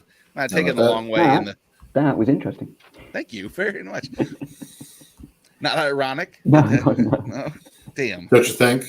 Don't you think? What isn't ironic? That the New York Giants have lost 2 in a row, and the Washington Redskins. Whoa, shit! Sorry, that's ironic. Washington Commanders. Not bad. 13 weeks in. That's pretty good, actually. Washington is riding a 3-game win streak. Yet, I think this is one of the closer games, Jorge. Yeah. You're not starting Tyler Heineke in too many situations outside of Superflex. No. Daniel Jones is intriguing to me for one reason. Daniel Jones has played his absolute best football against the Commanders. He's 4-1, 9 touchdown passes over that time. In that same game, he has 16 carries for 169 yards and a touchdown. Does Daniel Jones, because of history against the Commanders, move up your rankings at all, Jorge? Or are you good with that? Daniel Jones has owned the Commanders. But for this season, I just feel you mentioned the returns along the offensive line this week. No Chase Young to apply pressure on the other side. Strictly the D tackles and Montez Sweat are the ones who are going to be applying the pressures, which opens up running lanes on the other side. The formations for Daniel Jones to get out and scramble. Look, he's been playing lights out. It's kind of hard to fade Daniel Jones at this point in the season, and I'd like him in this matchup. Yeah. Yeah, that's that's the problem. Is I have a hard time, not. It's just not a ton of situations where we're getting if we have Daniel Jones questions, we'll circle back to this and we'll remember. We talked about Saquon in the matchup. Saquon. Antonio Gibson is expected to play. Jonathan, do you think this is still a Brian Robinson-led game, or do you think Rivera tries to get both involved? There's kind of been a little bit of a shift. I know that Jorge, you had mentioned kind of Gibson starting to kind of take over a few weeks ago, and that seems to have then now it's kind of gone back to Robinson being a bit more of the lead back. I noted that Robinson has had 15 touches in each of the last 4 weeks, and interestingly, he's actually seeing targets now as well. I think last week he had 2 or 3 targets. Yeah, touchdown for it. Yeah, so and which he hadn't been seeing before, and that was what had been kind of keeping Gibson fantasy relevant was the fact that he was the one seeing the targets. So I'm a huge Antonio Gibson fan, but I'm kind of leaning towards Robinson now as being the guy there. And if you can only start one, I think I'd probably go with Robinson, and as well because of that Gibson injury. We don't quite know how it's going to affect him. Man, Gator. Got a question here from Gator. Any word on KC with Melvin Gordon, or is the backfield going to be Pacheco's alone this week? I haven't heard anything about Melvin Gordon aside just practice squatting it. I haven't heard anything that he's actually going to be somebody who's supposed to be doing anything to take away from Pacheco. I think this is Pacheco's backfield until he doesn't produce. The one thing I will say about Melvin Gordon is the only way I see him getting relative snaps, because this guy can run the ball, obviously, to a certain degree, and he can receive. That was one of his benefits of back when he was with the Chargers. Wasn't utilized that way so much with Denver, but he can do it. But if McKinnon is on the field with Pacheco, then I don't see path to snaps for Melvin Gordon anytime soon due to injury. Yeah, and it's with McKinnon. When McKinnon was questionable throughout the week, I thought this might be any day I was going to see moved up from the practice squad. But I don't think they're going to be quick. I think this is strictly a playoff run depth piece that they're going to have. I don't think he's going to be too valuable for fantasy playoff runs. But you never know. I mean, injuries happen, and it's nice to have the added depth there. But we'll pay attention to that as time comes. The Giants and the Commanders. We talked about Terry McLaurin. He has a really good history against New York. New York didn't have. I mean, Darius Slayton. I think someone said last I heard that he was battling an illness over the week and that he was getting questionable or something. Yeah, he's expected to play though. Okay, yeah. So I mean, outside of that, I don't see anybody. I will start Darius Slayton in a situation if I have to. He's been fine, but there's nothing else on either one of those offenses outside the players we've talked about that I'm, excited for. Defensively, though, there's one, I'll say, Jorge, a linebacker that you and I are extremely bullish on this week. He's Jalen Smith. Yeah. The Commanders over the last couple of weeks have really redefined their role, and they're a much heavier run team, more so than they have ever been. I mean, nearly 60% over the last month. And they use a lot of misdirection, which is not good for sometimes younger linebackers. But Jalen Smith has done one thing well, is he has reacted, and he can read plays developing better than some of the younger ones. So I think that might even play into his tackle floor. Good run stopper for the most part. I think that's just going to be Jalen Smith. Julian Love, Jorge, we still good with Julian Love up to the line of scrimmage, trying to slow down this Washington run game? Yeah, I thought Dane Belton was starting to assert himself as being more of the in the box safety, and then Thanksgiving comes around and like, nope, Julian Love's back, Yep. and wow, was he back? Yeah, this Julian Love should not be doubted. I think he's the guy you want in the safety duo tandem, whatever you want to call it. Right, exactly. And hell, even to the point where Dane Belton is not even just not at the line of scrimmage. He's not even on the field anymore. They've switched out to Pinnock now, and so Dane Belton's a drop if anybody still has him rostered. Johnny T, good morning. Great stuff today. Well, thank you very much. He needs to sit 1.5 PPR. Is it just me? Do I like the way I love the I have to sit 1 more than I need to start 3? A lot less stressful. It feels like.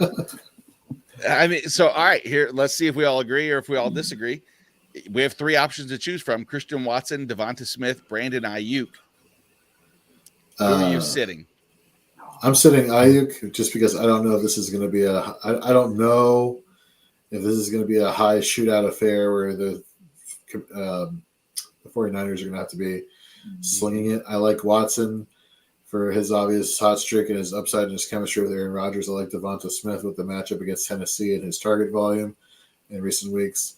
Don't get me wrong, I like Ayuk. He's been playing well. Has been having kind of a bit of a down week in half PPR, couple weeks rather.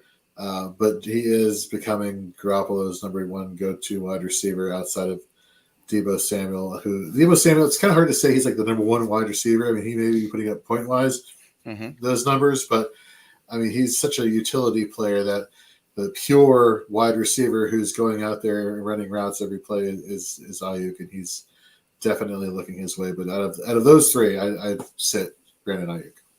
Jonathan? This is really tough because I think I like all 3. I think I'm probably going to Devonta Smith just because, as Jorge has just alluded to, Ayuk has been really, really good. I mean, it's crazy to think how deep that the pass catching options are there. Ayuk would be the very clear number 1 on most NFL teams, and he's like 4th, probably like 3rd, 4th in San Francisco. He's been really, really good the last few weeks. I think Devonta Smith has just at times been a little bit inconsistent. Obviously, AJ Brown is his target share is always going to be fairly big. So I think just because of the possible downside, the possible kind of lower floor, I think I'm going to Devonta Smith there. But I could easily be persuaded to sit one of the other 2, to be honest. Well, I'm not hoping at all because You're going to say Christian Watson. I'm going to say Christian Watson, and I don't like that necessarily because I do think that there's something with consistency. I know it's an outlier as far as the touchdown percentage right now.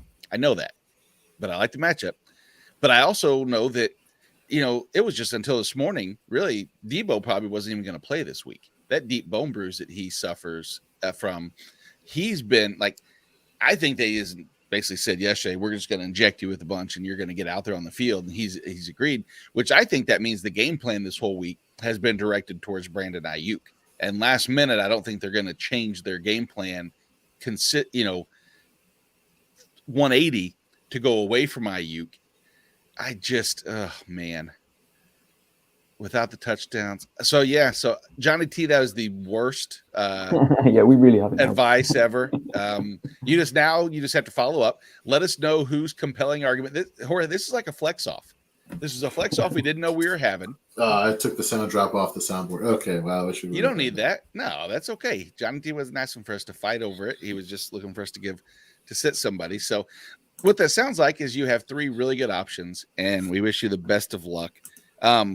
And remind us next week who between us is. Oh, absolutely, yeah. Who you trust him. No, we don't know who's wrong or right. We just need to know which one of the 3 of us you believe in the most. Yeah. Unless it's not me, and then don't come back on and tell me that because it hurts my feelings.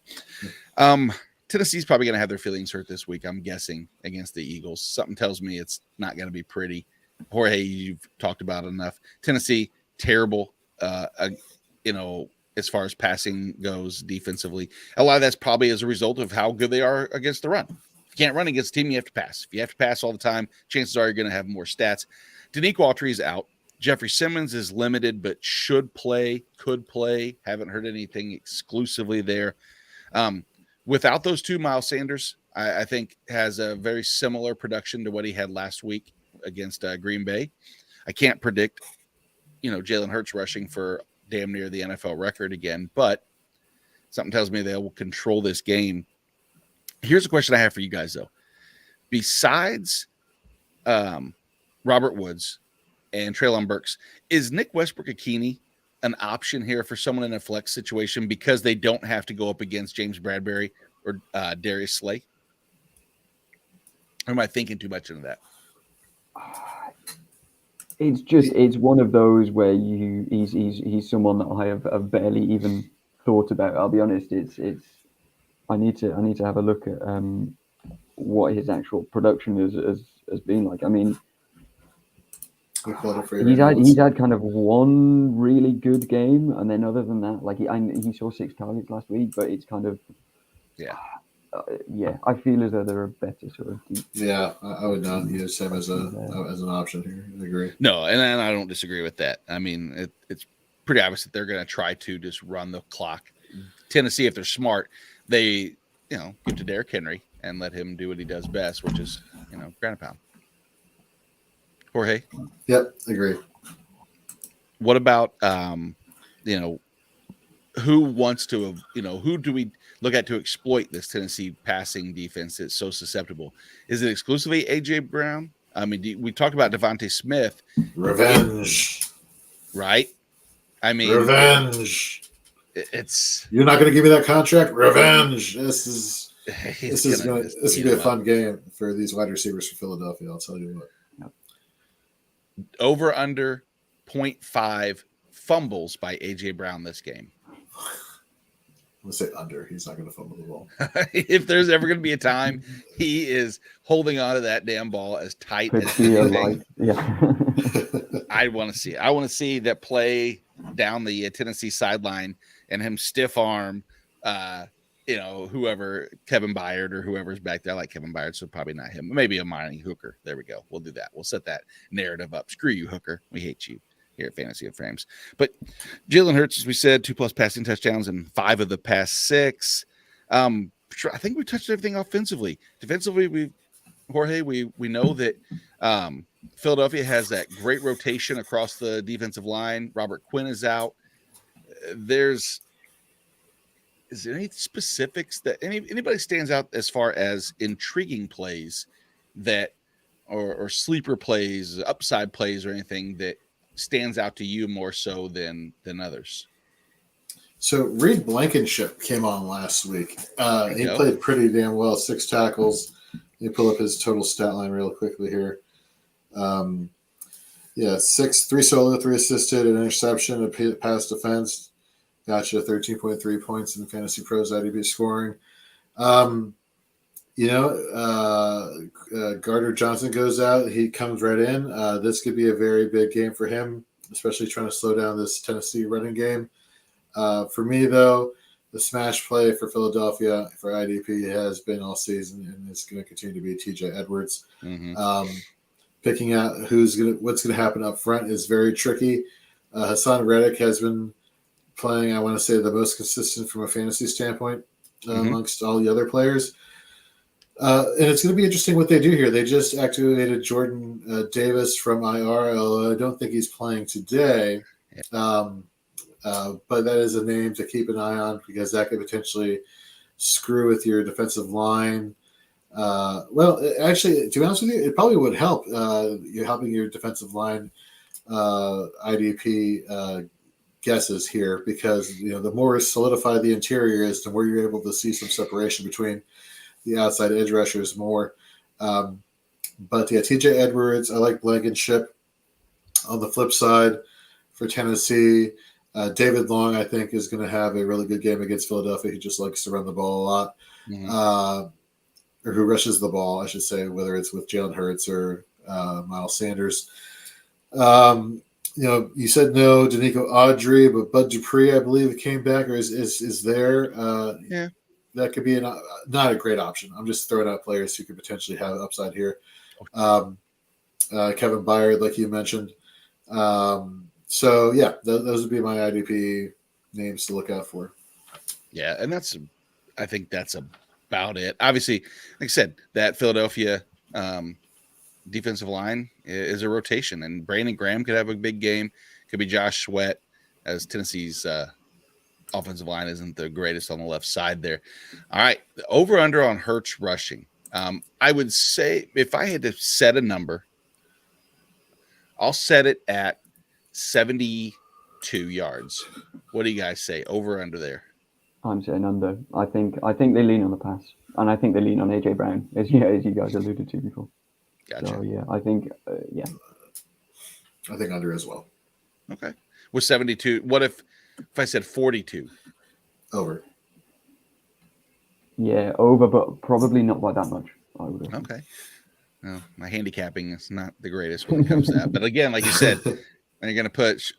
I don't think anybody would have said it was 100 at the end of the first quarter last week either. So that being Green Bay fans might have said, yeah, that's very possible. It was bad. So the next game on the slate is one that should have, could have, and would have potentially been a flex-worthy game to move up into prime time if everything happened the way that everybody expected it to happen, at least Denver fans alone. The Broncos at the Ravens. We can spend about 5 minutes, if that, on this game. The lowest scoring game potentially on the week. Ronnie Stanley's not even back now, which we thought was going to be helpful to Baltimore. They're struggling. They've had bad performances against Carolina, Jacksonville. Now we have on the Denver side of the ball, Cortland Sutton was battling illness. Jerry Jeudy was limited. All are expected to play, but all are expected to play coming off of illness, injury, and KJ Hamler's on the IR. Kendall Hinton is a name maybe that in the deepest of leagues potentially might. I say that because he's on my King Classic team, and I'm willing it into hope there. But who is Mark Andrews, and that's about it really with comfortable play. Jorge? Yeah, I think this is a game where you see the limitations on the receiving end for Baltimore, and they want to just put the ball in Lamar Jackson's hands. But I think in order to kind of help keep the defense honest, I think you're going to see some involvement with Gus Edwards. Yeah, he had a 3.2 average last week, but he got the volume majority with 16 attempts for 52 yards and a touchdown. Mm-hmm. What really hurt him from a fantasy standpoint was his lost fumble last week. You take that away, he got you into the double digits. I think he could potentially be a good flex play. But again, you said it a few seconds ago. Those are the players that you listed that you feel comfortable with. I don't exactly feel comfortable with Gus Edwards, but he is an option I think that they could utilize to help alleviate some of the pressure here for Lamar Jackson. Yeah, that's the one name that I was going to bring up as well. Not that he's particularly exciting, but as Jorge said, he is the lead back when he's healthy, and yeah, he should have a fairly safe floor. Yeah, there's not much else in the way of offensive pieces that I would say we need to focus on. Defensive pieces, Jorge. We've seen, one of my fades on the week has been Roquan Smith. And I hate to say that because, Roquan Smith was my number one linebacker entering the season, but 4 straight weeks of 8 or fewer tackles, and Patrick Queen is seeing a bump in production. I guess teams are just scheming away from Roquan, letting Patrick Queen try to beat him, which he hasn't done exclusively well. But I don't like a lot of the pass rush options in Baltimore. I don't like any of the pass rush options in Denver. We like Josie Jewell, Alex Singleton. So did you see the promo that they showed that, you guys? No. Where it's the promo, typically it's like Lamar Jackson, Russell Wilson, who will come? It's like it went Lamar Jackson, Alex Singleton, battle, Baltimore, Denver, Baltimore. Fucking Alex Singleton. Alex Singleton was a promo lead. Not even Josie Jewell. It was so much better. I will say from a real football standpoint, I'm starting to get excited with this Justin Houston JPP edge rushing combo here. Not great for IDP, but you are starting to see when one week makes plays, the other week person makes plays the following week. There's something going on there. I think to pay attention to, but not for IDP purposes. Just talking just for fun about real football. Just funsies talk. Just funsies talk. Patrick Queen, though, you had mentioned it, and we talked about this last week. Has kind of seen a bump in productivity since the acquisition of Roquan Smith. So I'm not ready to say start Patrick Queen because I have a bias against Patrick Queen because just because. But he has been playing a lot better. Something to keep in mind of. Gator question: Latavius Murray for Denver. I mean, there's no doubt that he is. I mean, I guess you don't have to do anything, but he should get the primary. I mean, pretty much the bulk of any amount of work. The one thing with that is Baltimore is actually. So one thing they've done well is they've stopped running backs from putting up big point totals on the season. As a whole, they have they're the 6th fewest points allowed to the running back position. But if you're Denver, that's. I mean, I just don't think they've shown sustained drives at all. I mean, I know you might not have better options, and in certain leagues you're going to have to start them. But are either one of you two happy to start Latavius Murray here? No, at all. The one thing I'm hoping for is that he falls into the end zone, and that is about it. I mean, as you said, Baltimore has done really well at stopping the run, particularly in the last couple of weeks as well. So I would very much be looking to sit him if possible. Yeah. I think that wraps up Denver and Baltimore. Did I miss anybody on IDP that you really are excited to talk about? Patrick Queen, you want to give a couple more minutes on or anything? Nope. I think we covered all that. You sure? Patrick Queen's really good. You really like him. Now let's go to Cleveland and Houston. And I'm going to go ahead and skip past Deshaun Watson talk. We know it's going to be, they're going to ease him in a little bit. It's going to be Nick Chubb against Houston. So this is the ironic thing is that, why do I keep saying ironic? Son of a bitch. It's not ironic. Because you have Alanis Morissette on your mind. Right? I do. But you have the two worst or the two best matchups for opposing running backs. This could be a big running game, especially considering Houston doesn't have Brandon Cooks. Nico Collins, not to jump topics too often, but Nico Collins has slowly over the last 4 weeks seen a 20% target share, 25% over the past 3 weeks. Jonathan, are you maybe excited to start Nico Collins in this matchup? I'm not sure I can say that I'm excited to start a Houston Texan, but kind of like mildly interested. Yeah. Okay. It's kind of like, look, the upside. I mean, when you've got, is it Kyle Allen throwing in the ball now? The upside isn't going to be there, but because I think the way that you need to play to beat Cleveland is as you said, it's on the ground, so it should be a big Dameon Pierce game. But yeah, I mean, Nico Collins as kind of a flex play, I think it's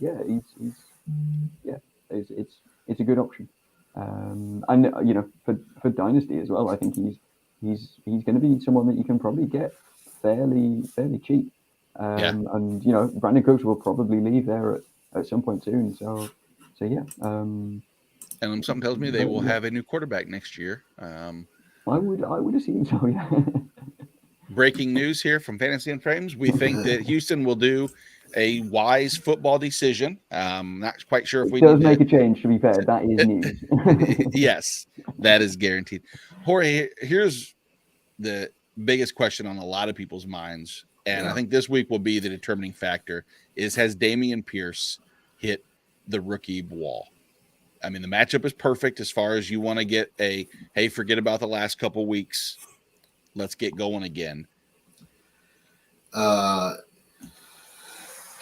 No, I think he's going to I think he'll be fine this week. I'm not really concerned about any depth pieces they've added. What they got? Benjamin? Did they bring him over from the Cardinals? They did, yep. Yeah, I'm not really concerned about Benjamin eating into his workload here. Rookie wall, I think he's ran into I play on a bad team wall. Okay. Yeah. But I'm not. This is where they make everything one dimensional. I'm not liking the linebackers here for Cleveland so much in the run stopping. So therefore, by default, I'm giving that to Dameon Pierce. I still think they try and bottle him up as best as they can, just because they are going to be one dimensional. But I think your expectations have to change for Dameon Pierce. I think you saw the rushing against Philadelphia, and then the subsequent weeks of elite production. He's flex production. He's not RB2 production. He's not RB1 production. Just because teams are starting to key in on him and in this Houston offense of what they need to do to shut them down. That'd be my take on Dameon Pierce there. Yeah, I mean I have a hard time ever going away from Dameon Pierce because he's just been so valuable. But you're right, that team is just blah, and hopefully it changes for Houston Texans, our own Les, his goodwill, and our friend Colby Conway. We wish the best for your Houston Texans, mostly for you two. Everything else, could really care less. But from an IDP standpoint, Myles Garrett is you're never going to not start Myles Garrett.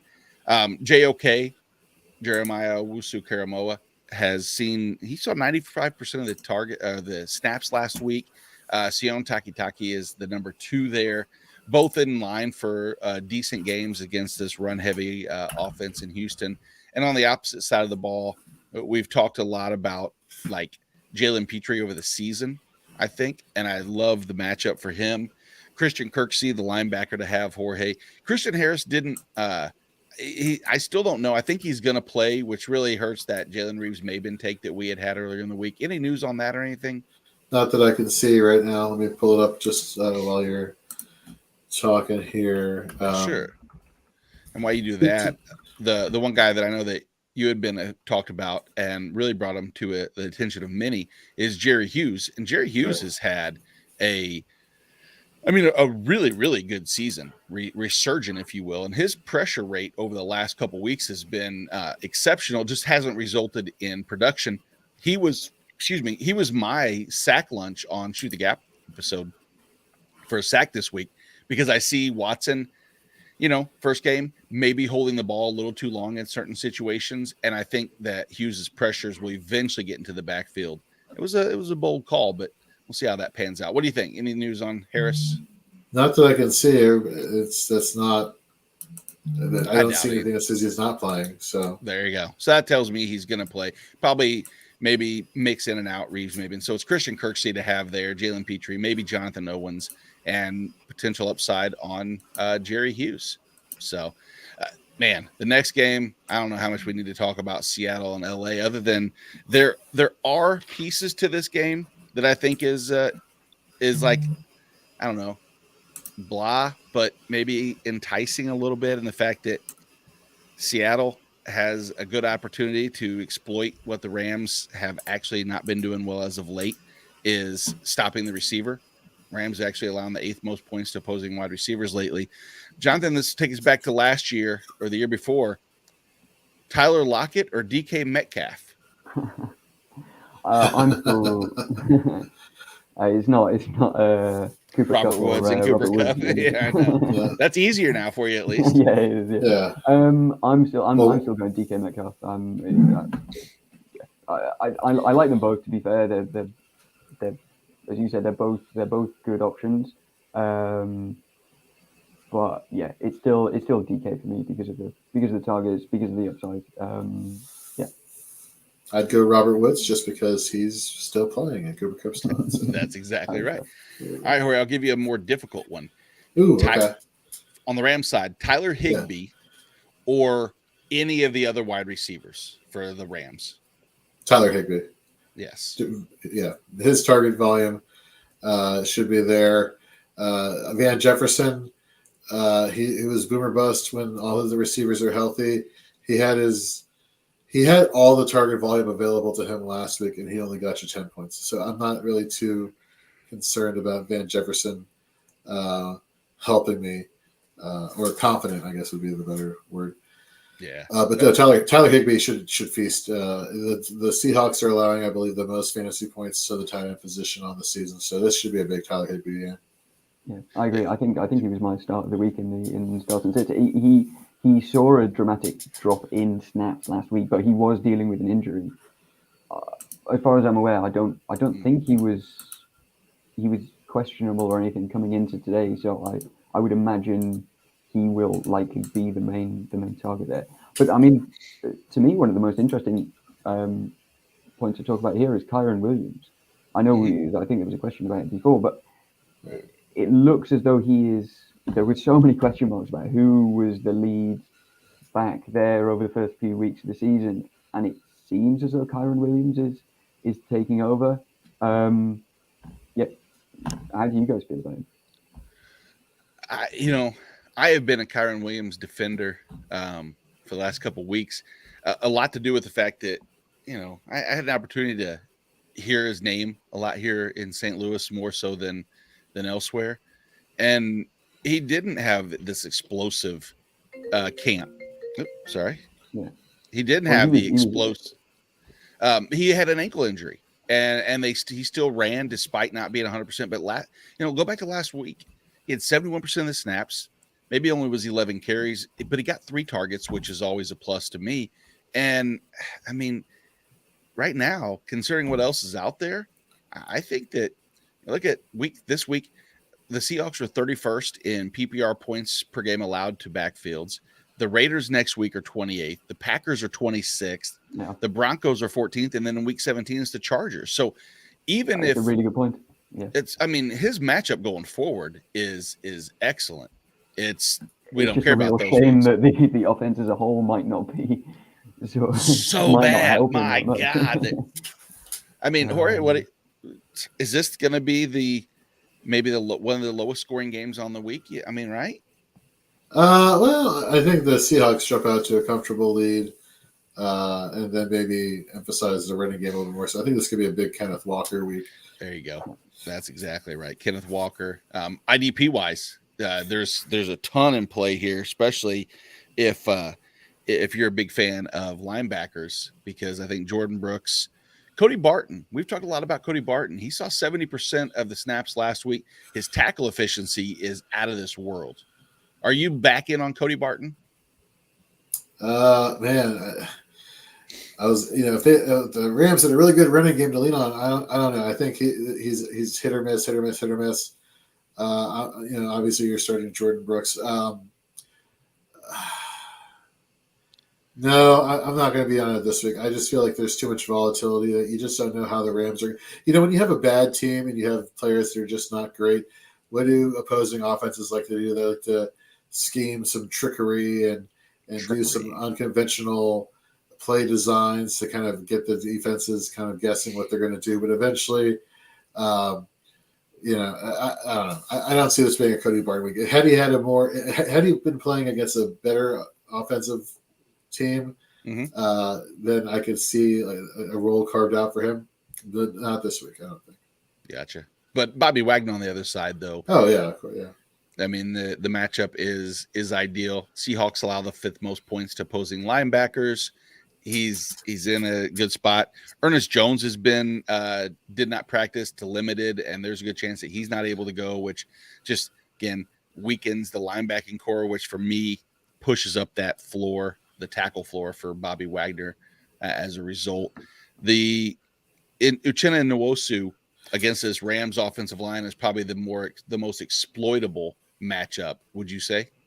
Yeah, no, he had such a hot streak, and then he goes over, takes on Tom Brady in Germany. He puts up like a dud or 0.8 points or something like that. Comes back, puts up another dud. Been kind of cold, but against this offensive line for the Rams, he should bounce back this week. This should be a return to form game for him. There we go. Let's leave this boring game. Sorry, Seattle and Rams fans, to probably, I would say, one of the 2 or 3 most exciting games in the Dolphins and the 49ers.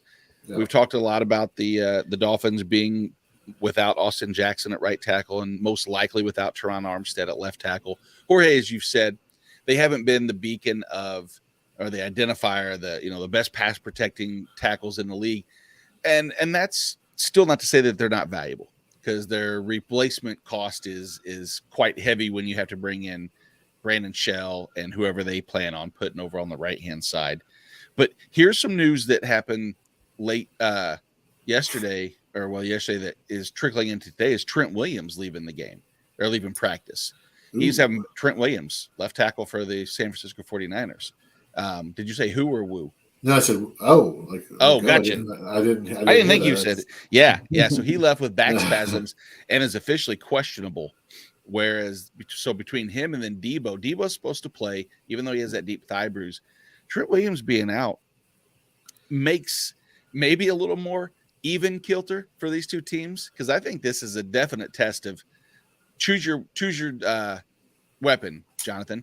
Do you want the defense of the 49ers or do you want the offensive explosiveness of the Dolphins?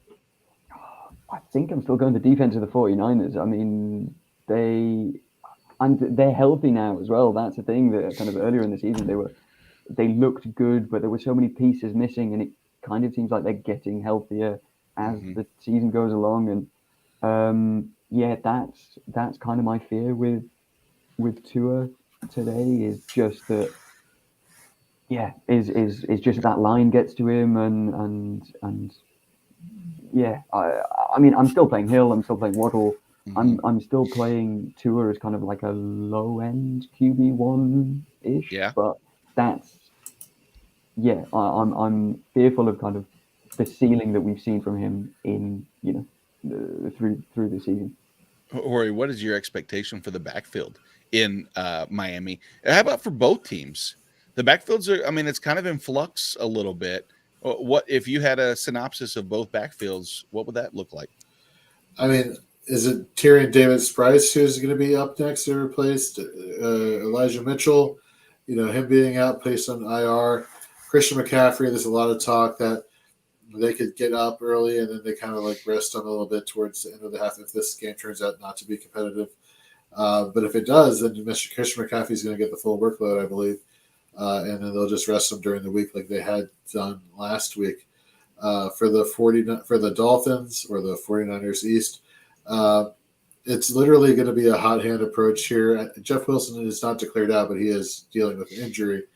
Raheem Mostert is back to full strength. Maybe you're going to see the touches go mostly Mostert's way here, but Jeff Wilson, I don't think is going to be written off completely.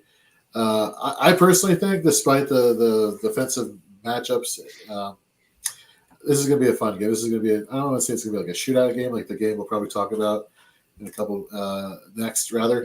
But this should be a really fun game to watch.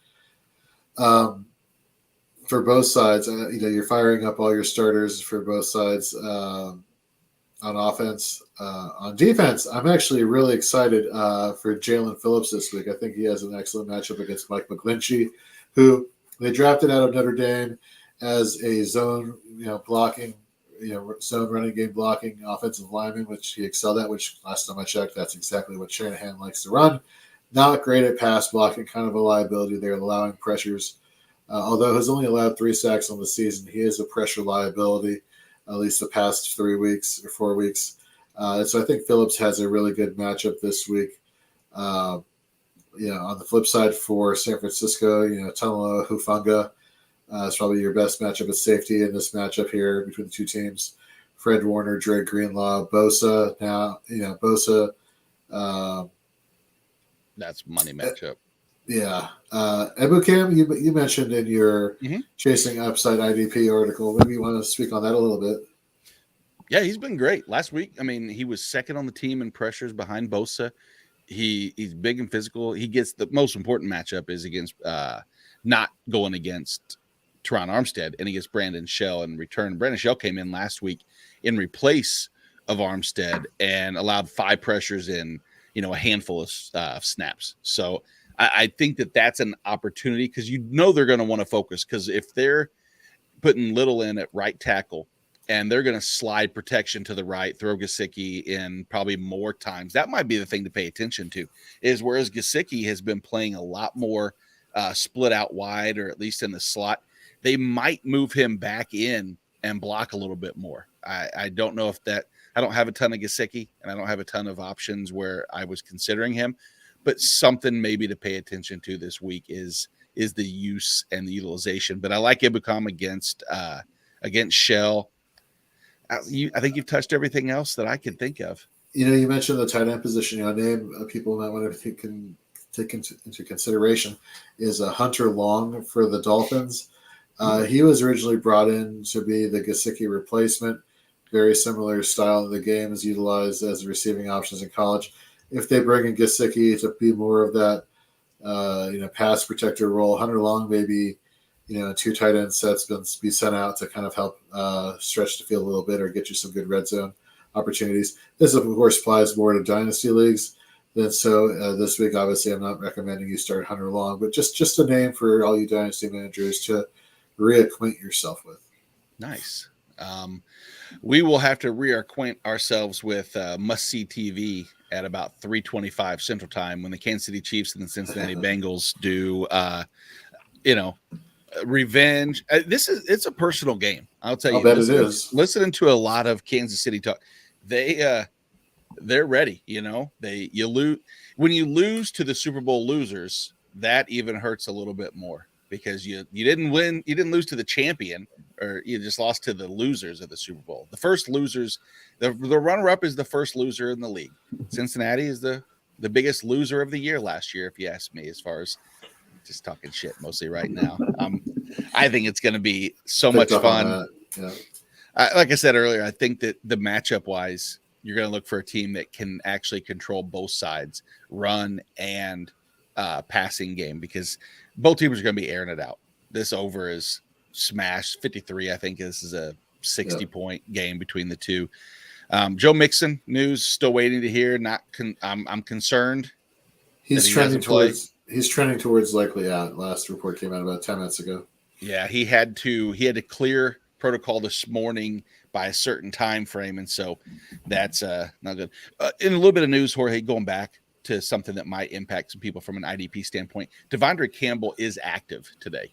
Ooh, for Green Bay. That could lower Quay Walker's floor. Yeah, absolutely. That lowers his floor. Yeah, but good. That's just a little bit of news there, developing, breaking, if you will. But let's get down this game. I mean, Jonathan, if you're looking at Jamar Chase's return, and obviously that's one of the pivotal focuses of this matchup, because he had such a great game against the Chiefs last year.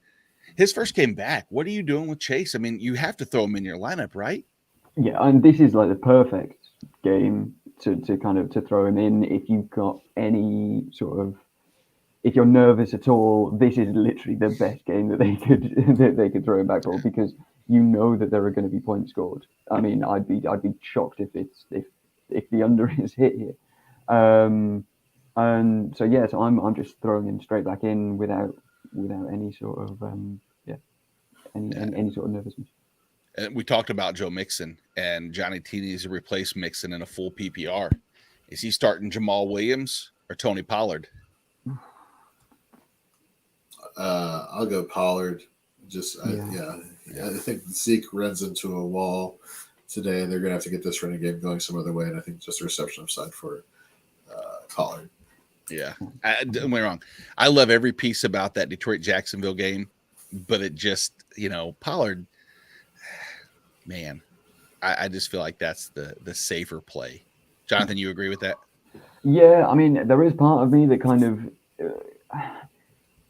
I'll look at this in a few hours and see that Jamal Williams has just kind of fallen into the end zone 3 times, and it's like it's like a 40-30 whatever game, and it's kind of like, yeah, we kind of probably should have seen this coming, that Jamal Williams will fall into the end zone, because that seems to be what he's doing this year. But I think Pollard is the probably the safer option between the two. Yeah, that's you have hit exactly, I think, every one of our concerns. Every Jamal Williams manager that is sitting him is damn it, I knew I should have, but I like Tony Pollard there. So go back to Cincinnati and KC. I think it's pretty defined, Jorge, that we know we want pieces of T. Higgins. I know we want pieces of Jamar Chase. What about Tyler Boyd as a flex? Yeah. He's been up and down. But this is the game where you're like, I want to fire up my Bengals players, especially if Jamar Chase does not play. But even so, even if I take it back. Even if Jamar Chase does play, I think you're not going to get a full snap count out of him, and so they're going to have to be looking. And Cincinnati, or it's not Cincinnati, Kansas City is going to want to take away the deep pass, which is Jamar Chase's bread and butter right there. So I think you're going to see. I think Kansas City's defense is a lot better than it was last year, so you're not exactly going to see Cincinnati just taking it to them and going off with the last quarter of the game. I think they're going to stay in this game, but the Bengals are going to want to move the ball down the field methodically and keep Patrick Mahomes off the field, which means smaller chunks, which means throwing to your slot receiver a la Tyler Boyd. Yep. Go to the Kansas City side, Jonathan. It's becoming a little bit easier to pick a receiver when they keep going down. But I mean, is it? That's the question. Is it easier, or is it just Juju seems like the only answer that is comfortable outside of Kelsey, of course? Yeah, and I think kind of last week I'm kind of willing to ignore it a little bit just because he was coming back from injury.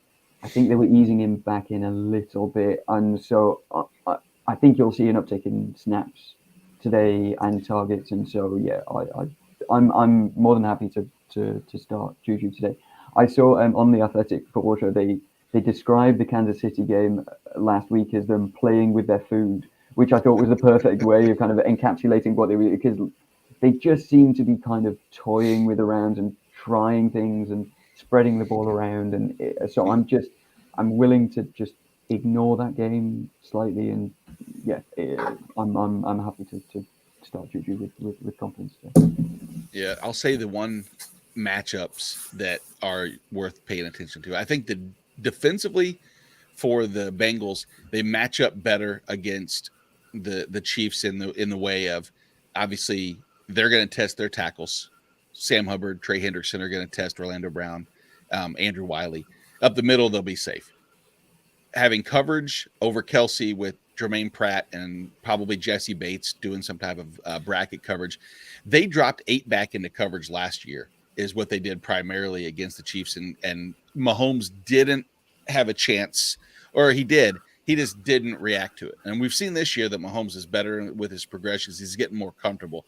So we'll see how that lines up. The matchup I want to pay attention to, Jorge, is the Chiefs pass rush against this Bengals offensive line. And Frank Clark just was announced that he has some illness going around and he might not play, which is huge news, especially considering he was like, one of my favorite plays of the week. I mean, that's what happens when you read that, injury or illness or injury, regardless, I think this is also a hit for Chris Jones, because I thought we were seeing some kind of tandem correlation with their performance this year. But so then this really becomes the linebacker show here for Kansas City, with Bolton and Willie Gay kind of tasked with kind of like helping to rein in things coming out of the backfield here for Cincinnati, or just in general in the short to intermediate pass. Like it's a tough one. For Kansas City, not Cincinnati. This is not looking good for the Chiefs pass rush here, which again probably is why this point total might go up a little bit before the game starts today. So we'll see. It's definitely a game that I'm nervous for, because I think Cincinnati just they've played really well against KC, and I think both teams, this would be the game that needs. This game should have been flexed, but Kansas City can't flex to Sunday night anymore because they've reached their quota or whatever it is. I guess there's a league quota that you can't have more flex games than a certain number. Did not know that. Now I do. No Kadarius Toney. Let's see. Anything else to pay attention to there? IDP, we've covered everything. Let's go. Chargers and Raiders. Derwin James got a full practice in. Jorge, your friend Trey Pipkins is out with. So unfortunately, that's great for Max Crosby. Right. Drew Tranquill has had illness all week, so he was questionable. Something to pay attention to. Mike Williams is out. Josh Jacobs had limited practices all week. That was one I wanted to focus on, Jonathan, is if Josh Jacobs was out, Zamir White was a great backup, but what do you do with Josh Jacobs with this calf injury that's left him limited all week? You still have to play him, right? Yeah, and because of this matchup there, I can't remember exactly where they are in DVOA, but I think they're allowing. They're in the top 5 in points allowed to running backs. So I'm not worried at all really about it, because I think that's the way that they win. Again, kind of we alluded to it with the Browns and the Packers. That's the way that you beat teams like this is establishing the run and just keep it going. So yeah, absolutely no worries about Jacobs for me. Yeah, Jorge, Devontae Adams has probably been, I would say, the most dominant receiver as of late. 37% target share over the past 4 weeks. Any other receiving options out of Vegas that you're even, considering in a flex? No, I didn't think so. Figured I'd ask. Because I just want to know. I want to know cover your bases. I appreciate it. Yeah, exactly. People are like, "Oh, Matt Collins," but I'm not a fan. I really am not. I think on the opposite side of the ball, we talked about Josh Palmer and his involvement without Mike Williams. Keenan Allen is in a spot that we're going to start him. Austin Eckler is in a must-start spot every single week. Eckler's been just as phenomenal. Was he have 80 targets on the season so far? Is that what I saw? Something like that? Yeah. It's crazy. Gerald Everett has a good matchup here for Vegas, who are allowing the 7th most points to the tight end position also. I'm glad you said that. That's what I was going to ask next. But sure, I got to tell you, offensive, we touched everything. I love Max Crosby from the IDP side against Foster Sorrell.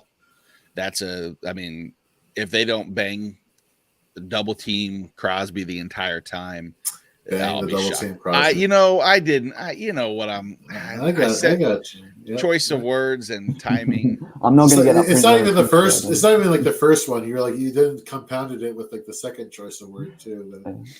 Bang the double team. Yep. So if they do, Max Crosby's in for a long day and a bad day. Quickly moving on. They call it Mad Max for a reason. No, okay, I'll stop. Yeah, Denzel Perryman. We're starting with confidence as far as confidence will take you. And on the Chargers, like we said, Drew Tranquil, something to focus on. If he's actually sick and doesn't play, I guess Kenneth Murray is a bump up a little bit, but can I say yuck and just move on? Yes, Thank you. Can. Okay, very good. Takes us to the Sunday night game, Indianapolis against Dallas. Dallas in this illness, flu season, whatever season it is going around, is really affecting a lot of teams, especially later games, without us knowing exactly what's going to go on there. But we talked about on Dallas' side, Tony Pollard, Zeke, Jonathan. Are they both startable? Yeah, I think they are for me. It's not the best matchup. But we know that kind of outside of CeeDee Lamb, then it's not as if they have loads of options, and they both can be.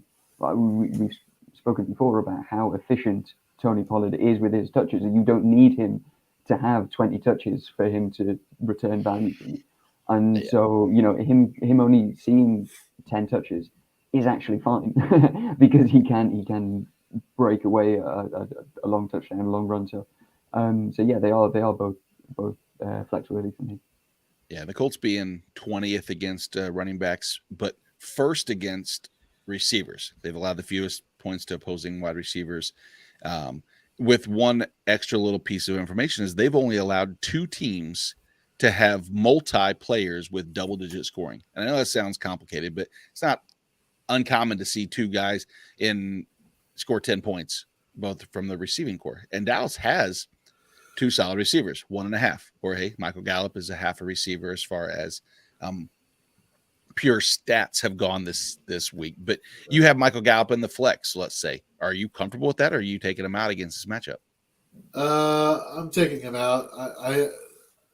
If anything, just because of the injury thing, I think Noah Brown has a chance to step in here to the slot position. But something I didn't realize, though, as good as the outside corners have been for Indianapolis, CeeDee Lamb the past month has dominated the slot target percentage for Dallas, which is really something to be said with no Kenny Moore out there. Obviously, no touchdowns. The touchdowns have come out when he's been out wide. But if we're looking for getting those yards and getting those receptions, you may see even an elevated floor for CeeDee Lamb this week just because of the no Kenny Moore matchup here. just something to keep an eye on. Next would be Michael Gallup in targets. So 30 for CD, 19 for Gallup. But again, the Gallup, if he wasn't battling illness, I'd be kind of concerned, but I wouldn't be concerned rather, but I am a little bit concerned this week. So this could be a Noah Brown sneaky game this week. Very interesting. Very interesting.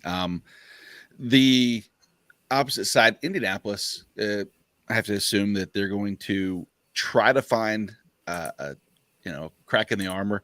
Dallas is third against the quarterback, fifth against the running back, fifth against the wide receiver, fourth against the tight end.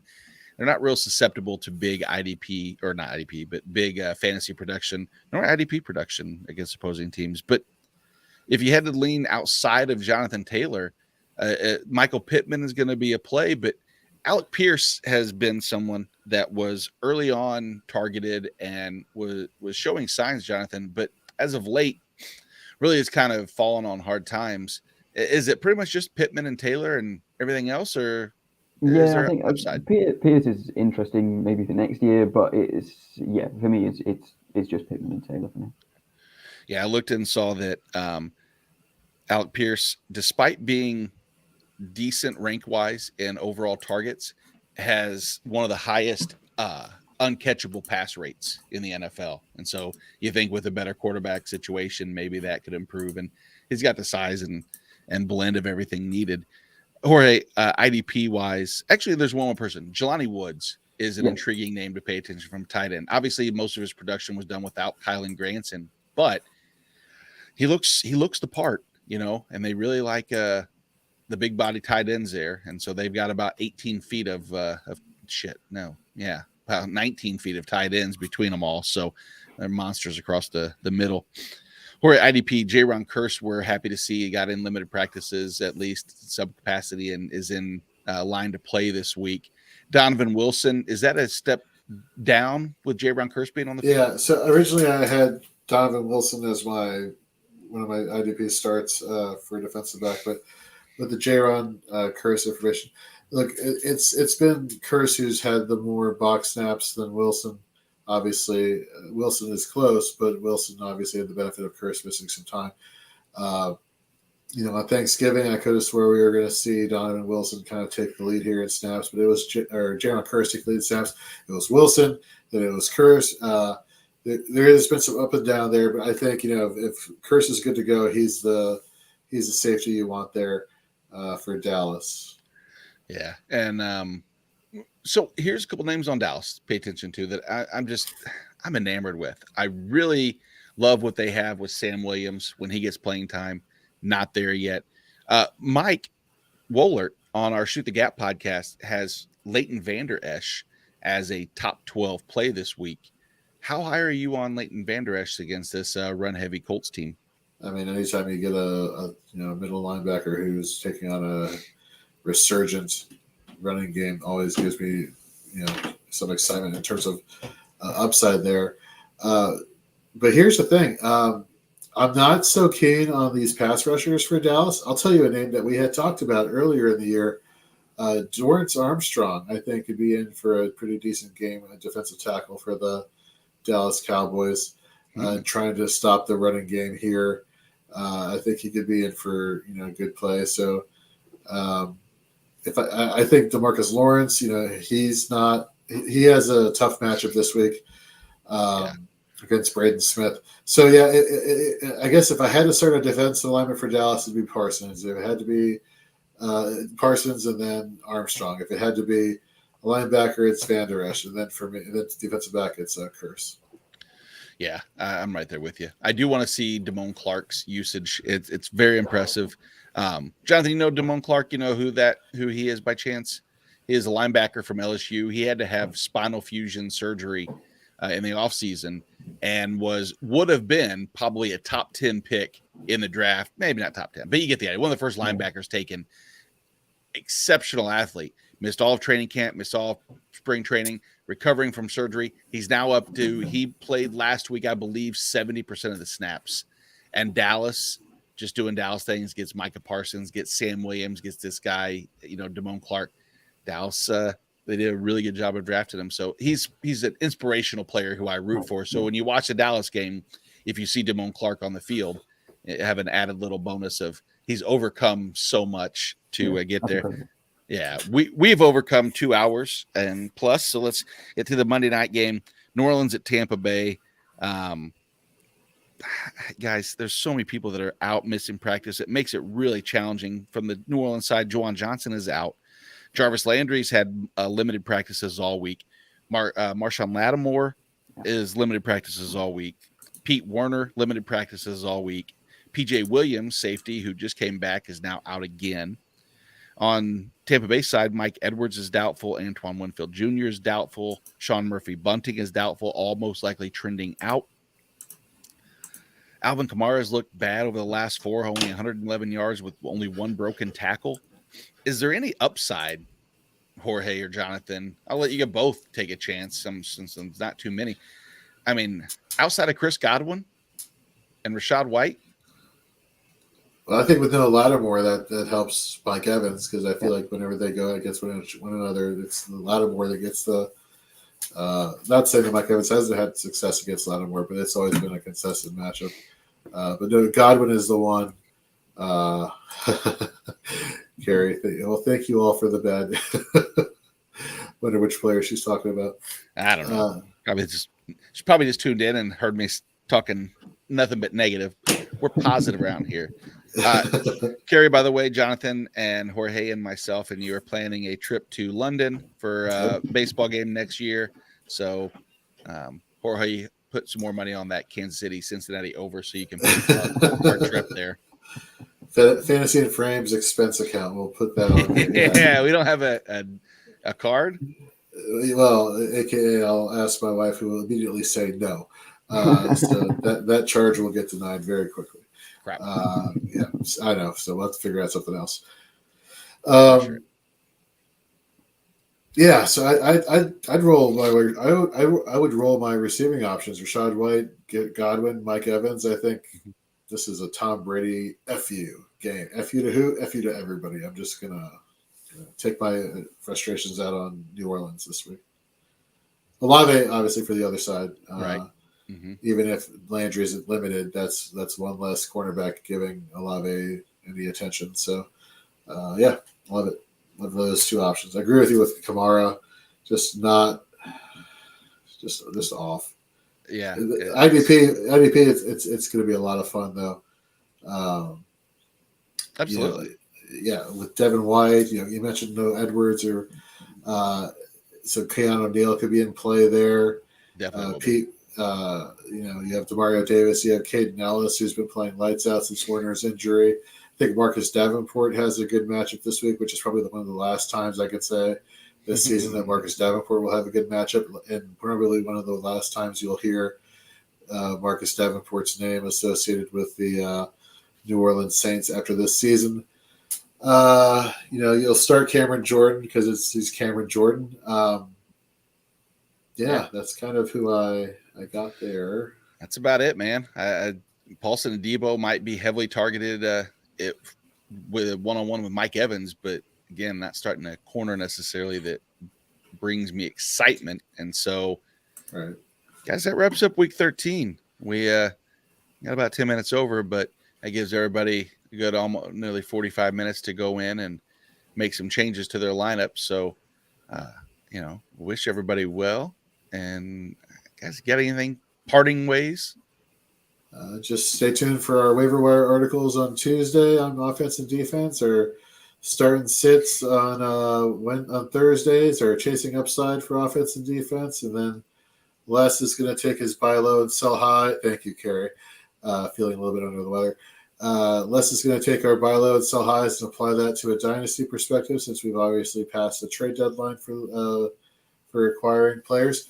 So just a lot of stuff. Check us over on Instagram, or we're partnering with Roto Underworld /player profiler to give out some good IDP information on our Instagram page. So go follow us there, as well as on our TikTok, Facebook, you name it, at Fantasy and Frames. Subscribe to our YouTube channel at Fantasy and Frames.